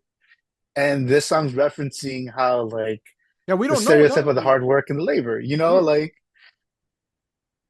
Oh, you it's know, like getting, it's like commenting on shit that they don't know the full facts on, right? yeah. And like, complaining about it. And to me, it's like, no, like, that's cool. Like, they said something positive, they're highlighting this like work ethic that often goes like, oh, all Hispanic people are lazy, but somehow we're stealing everyone's job, which is to me is funny. Or the fact that we're all Mexican and they're like, oh yeah, they're stealing Mexican culture, this and that. They're stealing your culture, and I'm just like, yo, I'm not even Mexican, like, you Yeah. know. Um, and then like, I had this interaction. I applied at this like job, and ended up being like a call center, and the guy's like, oh, like I told him that I wasn't born in the U.S., and the guy's like, oh, okay, like what part of like where are you from? And I told him, oh, I'm from El Salvador. He's like, that's a lovely place in Mexico. I was just I there would have like walked this out, fool. I would have walked out, homie. dog. The pay was too good, and I stayed for like 3 days, and I just hated that job. And the Oh, guy's man. wife and the guy's wife apologized to me in Spanish afterwards because she was Mexican. Oh my God, bro. That shit is sad. Honestly, Yeah, when it comes and to then that, fool, like if if I'm gonna be offended, let me be offended. Don't tell me what to be offended by. Mhm. Right? It's obviously like one of Yeah, those things. Like if I had a or problem like with the YG stuff, let me say something. mhm, Don't tell me to do it. Like don't tell me it's mhm, like, you know what I'm saying? Like, how do you feel? Like, don't tell me I hate that shit too, bro. I hated that. Now, me mhm, personally, dog, I was one of those fools where it's like I would try to listen as much as I could.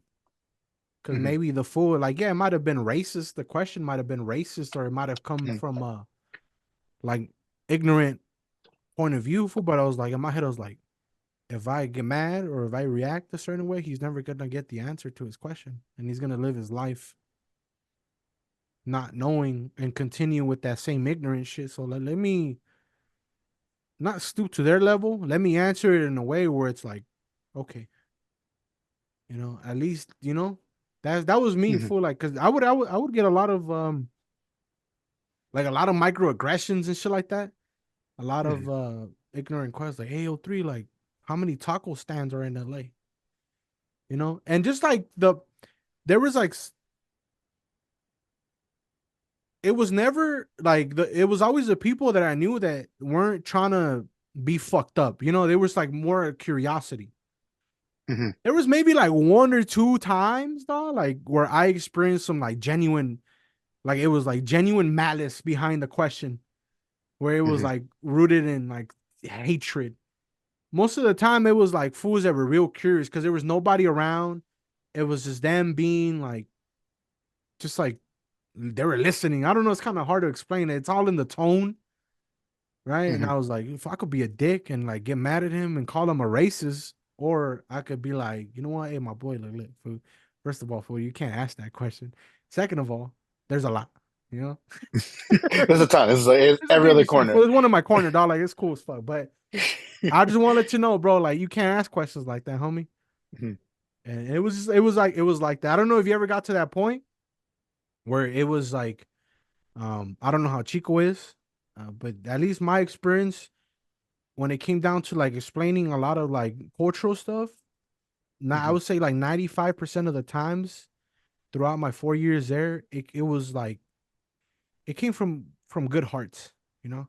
mhm. Now, did they turn out to be good people after we left the college? I don't fucking know. That's on them. You just hope the best for them. I just, wish the best for them, dog. And if they need me, dog, hit me up for. But you know what I'm saying? Like, if they learn something from being around me for 4 years, that's dope. Hopefully, they get to the next time, if they ever got to run into another Mexican American after college, you like, if they treated this for like shit, it'll be like, I wonder what O3 would say. That's just what that was my perspective. Like, I wish I mean, I feel like I was there enough and I was vocal enough, but at the same time, me playing this character kind of like fucked them up too, Cause that Hmm. was always like, yeah, fool in the hood, dog. Like the choppers, my boy, the ghetto bird, dog. Like, hey, fool, like it was like over the Nightly. top shit. It was over the top. This is the crickets for us.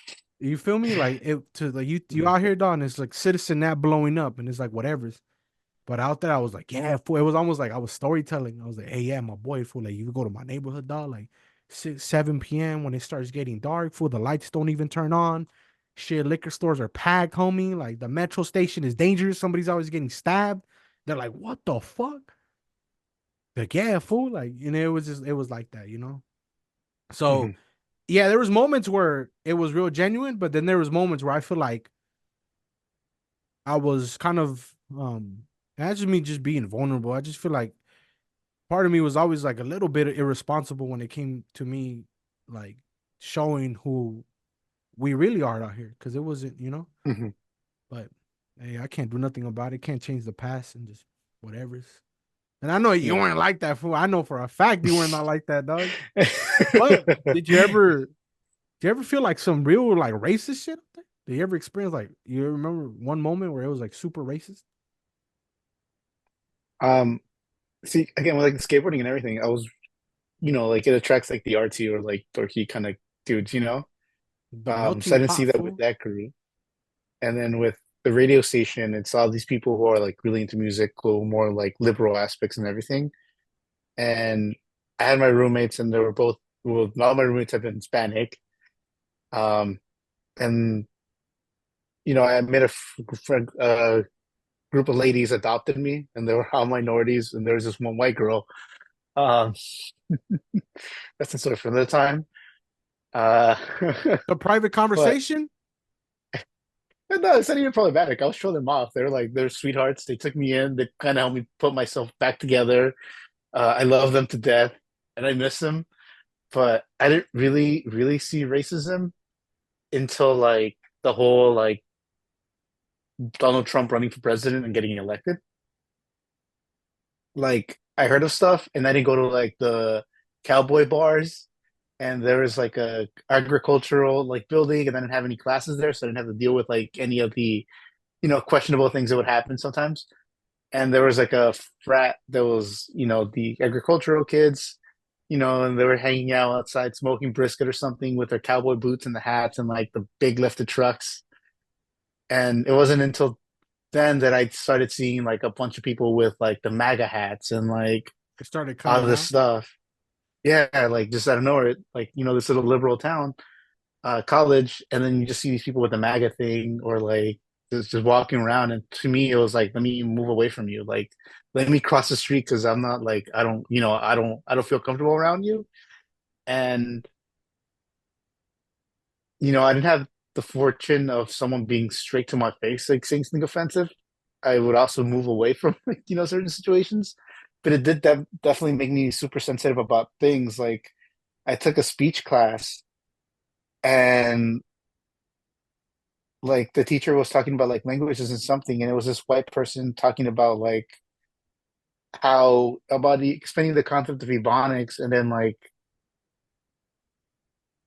she went into detail and started talking about like Latin American Native Americans, the America, like Southern Americans, like and stuff. And it's just one of those things that I felt uncomfortable and like I was annoyed by it. Um, oh, I lied. I did experience racism. I had this history class, and the teacher picked favorites, and like first week she made me move to the back of the class, and she had these kids move to the front of the class, and they were all white. Like Oh, there it I'm, is, ta- homie.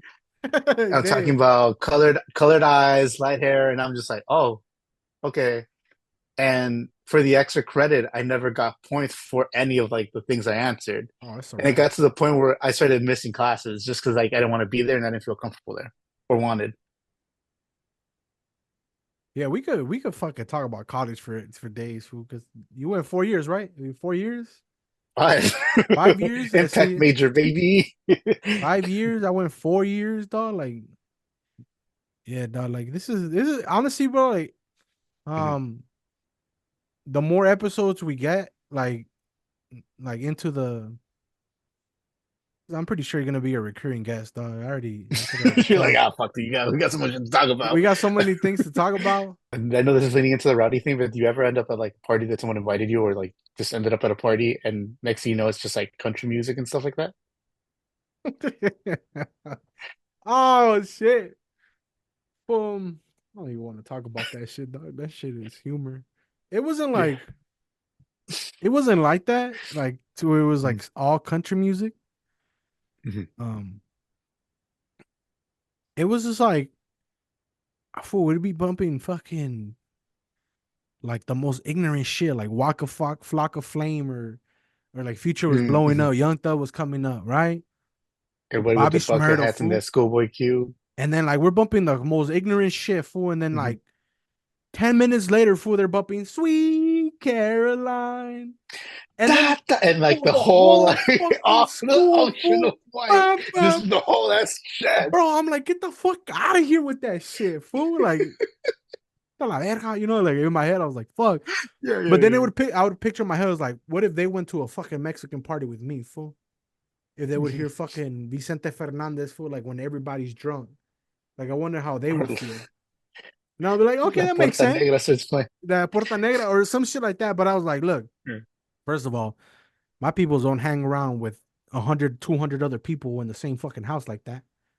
Mhm. But it's probably as close as we'll get, fool. Like, or somebody Mhm. singing Chalino, dog, or like some corrido, fool. But that's probably like at the end of the night when it's only like 4 or 5 tios, fool, drunk as fuck in the back.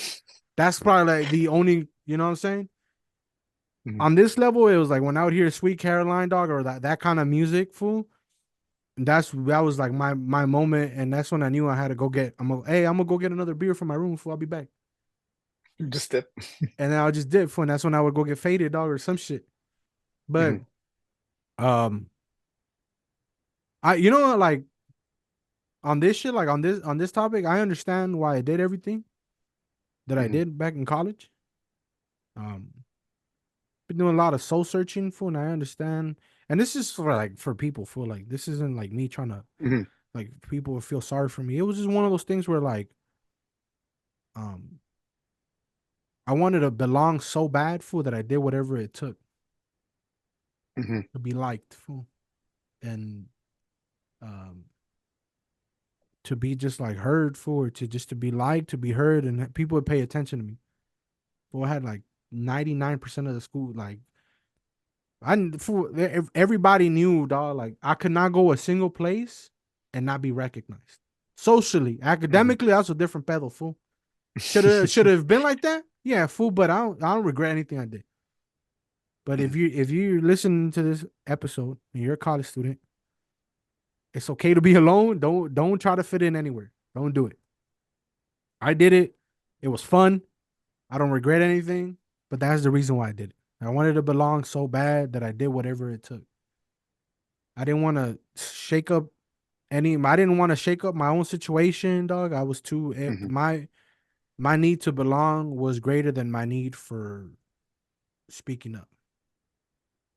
Mhm. You know, that's just me being as vulnerable as I can about that situation. And it happens when you're in college. It happens when you're in college, when you're from Yeah. places where you don't have that much independence, or when you're surrounded by a bunch of people that you don't relate to, or you're afraid to fit in with other people. Cause like honestly, for like all the other Latinos in school, I did not relate to them. I did not fit in. Mhm. I was Latino, fool, but I was at the beginning of my rowdy stages. And who else was rowdy, dog? The fucking frat boys, dog. You know what I'm saying? And Mhm. it was like, yeah, you were probably like that too. It's like, who out here skates? And then boom, fool. A bunch of white kids, and then like half of them ended up being half Mexican for some reason too. So if you're listening to this podcast, you're going to college, be careful. Be careful. Know yourself. um, Also join, try out a different club, try out different groups. I think that's one of the things that made the experience so pleasant for me. I had the radio station going, and then I had the skateboarding thing going. I tried hanging out with the multi like ethnic kind of club thing. And shout out to my boy Doug who put me on there.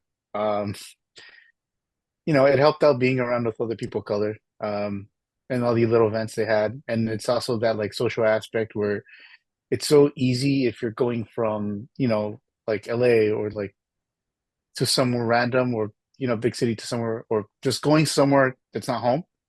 It's so easy to feel alone and feel like you don't fit in. And you get locked into this like dark mentality where everything is just too difficult. Like you don't give it your best because you just don't feel comfortable, period. And you feel ostracized. And it's just, I had friends from high school that like ended up coming back home because that just became too much for them.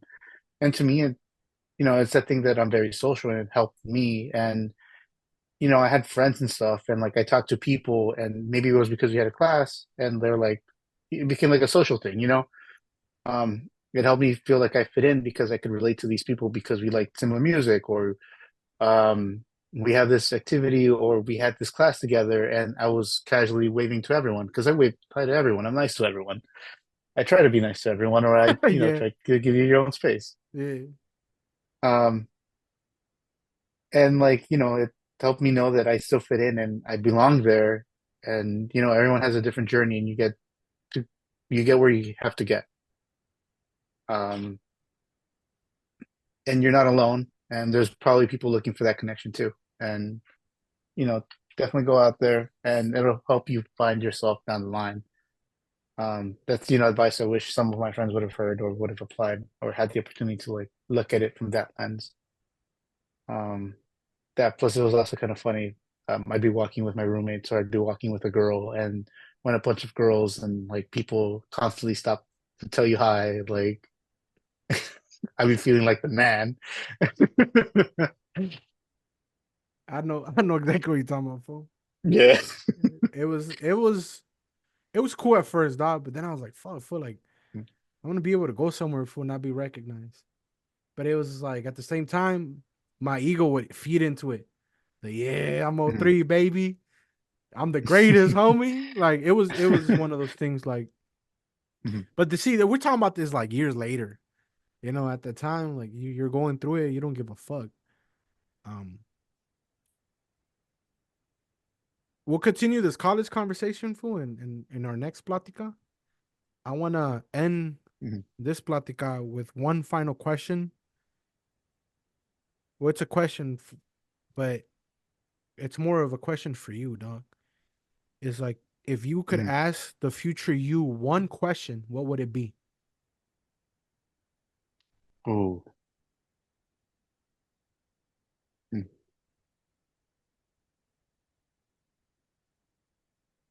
And we're gonna have to cut the silence.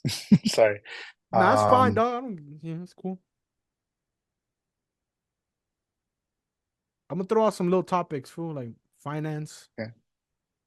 I um, think housing, family, marriage. I don't fucking know the kids. I guess the question would be like, what makes me happy now? Like you evolve as a person and being able to talk to like future me and be like, oh, what makes me happy? Like how do because it's a reflection of how you grow. Like you would have asked 7-year-old me what makes me happy, I'd probably tell you SpongeBob. Um, What would you ask 40-year-old Julio, dog? yeah, what makes me happy? Because that's a sign of like things that's what's changed in my life. Middle school me would have probably been like, oh, skateboarding is kind of cool. High school me would have been like listening to the Smiths and listening to music that's not from the radio. Because, it's these up and coming artists that make better music than like all this pop BS. The underground High head? school, Like, yeah, fool, all these yeah, underground cats dude, make better music and shit. yeah, dude, my head was so far up my butt that I missed out on stuff. And looking back, it's like, oh, dude, this is lit. I got to, um, like final years of college, me would be like, oh yeah, I'm trying to party, like, turn up and everything. And like now me is like, oh, like I like watching movies, like I'll go to the movie theater, I like skateboarding, I like going to the gym. And I got into soccer, like, I got into soccer last year. And I feel like it's been one of those things that definitely helped out my relationship with my dad. Like we bond over this now. Like, it wasn't strained or anything, but now it's like this is something that's made me happy. So it'd be interesting knowing what like 40-year-old me is happy. What makes 40-year-old me happy? Whether it be I picked up knitting. uh, Maybe I'm like, you know what? I don't like sleeping. Let me have kids. And like there's like a little one running around. Twins and shit. Don't be saying that. Don't be saying that. And I'm gonna tell it to You know, everybody. Hey, fool, you're gonna have triplets, my boy. Thank God you carry the third one, Say, dude. hey, bro, you're gonna have triplets, homie. But happiness, that's a good one, dog. I didn't even think Yeah. about that shit, dog.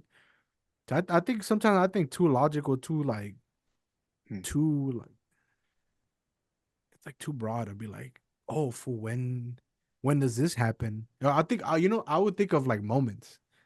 That's Hmm. more of like a feeling. That's crazy. I never expected an answer like that. To me, it's more of like, when is this moment gonna happen, or when is this moment gonna Hmm. happen? You know what I'm saying? Like that's the way I think Yeah. if somebody asked me that question, that's what I would think. But you saying happiness, that's a cool. That's like a That's interesting view because sometimes we do look for happiness when our current self. At every single point of our lives, we think of happiness, but we never think Hmm. about like, hey, what's gonna make me happy in the future? Because we think that we're gonna remain with the same fucking activities and habits, and we're gonna like the same shit. Like, who knows? Fool, maybe in 10 years, fool, you're not even gonna like wrestling or skating. Fool, you know what I'm saying? Who knows, dog? Like that's what I'm saying. I doubt it, but Hmm. sometimes it happens like that, man. But it's cool that you're not rebuilding your relationship with your pops, food, but I feel like it's adding on to it. Yeah. It's therapeutic for them. They're never gonna say it. I don't know if your pops is like that, but it's also therapeutic for our inner child food to finally create that bond with our pops food Yeah. because as guys, that's all you want. You want to. I mean, I'm a mama's boy food, but at the end of the day, feel like if I could, you know, continue that relationship with my pops food, like I'm trying to. That's where I'm at now where I'm trying to, Hmm. not rebuild it, but trying to add on to what's there Hmm. and shit. And maybe, yeah, fool, honestly, I just don't like soccer like that. But I know Hmm. he does. I'm a Chivas fan. He's a America fan. I don't know if you know what that is. You probably been around Right. enough Come on, Mexicans. man. You've been Come on, enough. man. My You've my been in. God. You've been enough. You've been around enough Mexicans to know what the fuck that is, right? I grew up I grew up more with your culture than my culture, my guy. I know what that means. Those are fighting words, bro. I was like, hey, for Chivas or Yo, America, like, homie. yo, yeah, it's a sight. It's on side, dog. But yeah, that's cool, dog. But we're gonna end it with that. Platica number 2. Thank you, my boy. Oh, thank you for having me, man. It was great. Yeah. The way it works, fool. I'm gonna let you have your final Hmm. words, but the way it works is I upload it, I get 3 clips from it, and then I repost those as individual videos. Hmm. I have it on my website and on YouTube right now. No mas. Like in the future, I'm gonna put it on all the like Spotify and Apple Music. Uh, but yeah, that's pretty much how it works. You know, it's all on YouTube website. I'm not really on social media like that. I just kind of restarted Hmm. using Instagram again just to promote the podcast and nothing else. But I'll send you the links once everything is ready. But with I that mean, I being get the said, notifications. dog, like final words, anything you want to say, dog, like before we end? Yeah. I don't know. I feel like this is really corny, but I feel like this has been the thing that's kind of like I found myself in, or like my thing now. And it's like you're gonna get where you need to get when you need to get there. We're constantly, I think it's okay. It's healthy, and you should have a goal. And if you don't have one, that's fine. Um, you'll pick it up along the way, or like you'll learn more about yourself, like as you go along, and things are gonna happen for a reason and lead you to like the right place. Like I'm sure you have friends too that like wanted to do something and now they're doing something completely different, or they were working and decided to pick up a random job at like a restaurant and now they love cooking and like they love Italian food. You know, life happens for a reason, and don't put too much pressure on yourself. to be somewhere because that's not your journey. Your journey is going to be your journey. Boom, perfect, dog. Fits in. It literally fits on brand, dog. Literally, where I, that's what I'm talking about on my free time, dog. That's Mhm. that's my stuff. Besides the podcast and the music, I got a whole thing going on called the Journey of Greatness, for and how I'm finding my purpose and my mission on Earth. I'm sharing it with the world just in case. But like you said, everybody's on their own journey, Mhm. and we'll end it with that. It was a good piece of advice. Shout out to my boy Julio. Shout out to Othree for having me on. And yeah, that's it. Don't forget to like, subscribe, comment, the notification bell so you know when I drop another video, when I go live. I see ya when I see ya. Don't forget to love yourself today, all right? Adios. Yeah. Stepping out the door with some fresh 90s, the old whites, the drips nice. Yeah, I'm icy, but I don't wear eyes. Still a fool that looks fly. Got my button down on.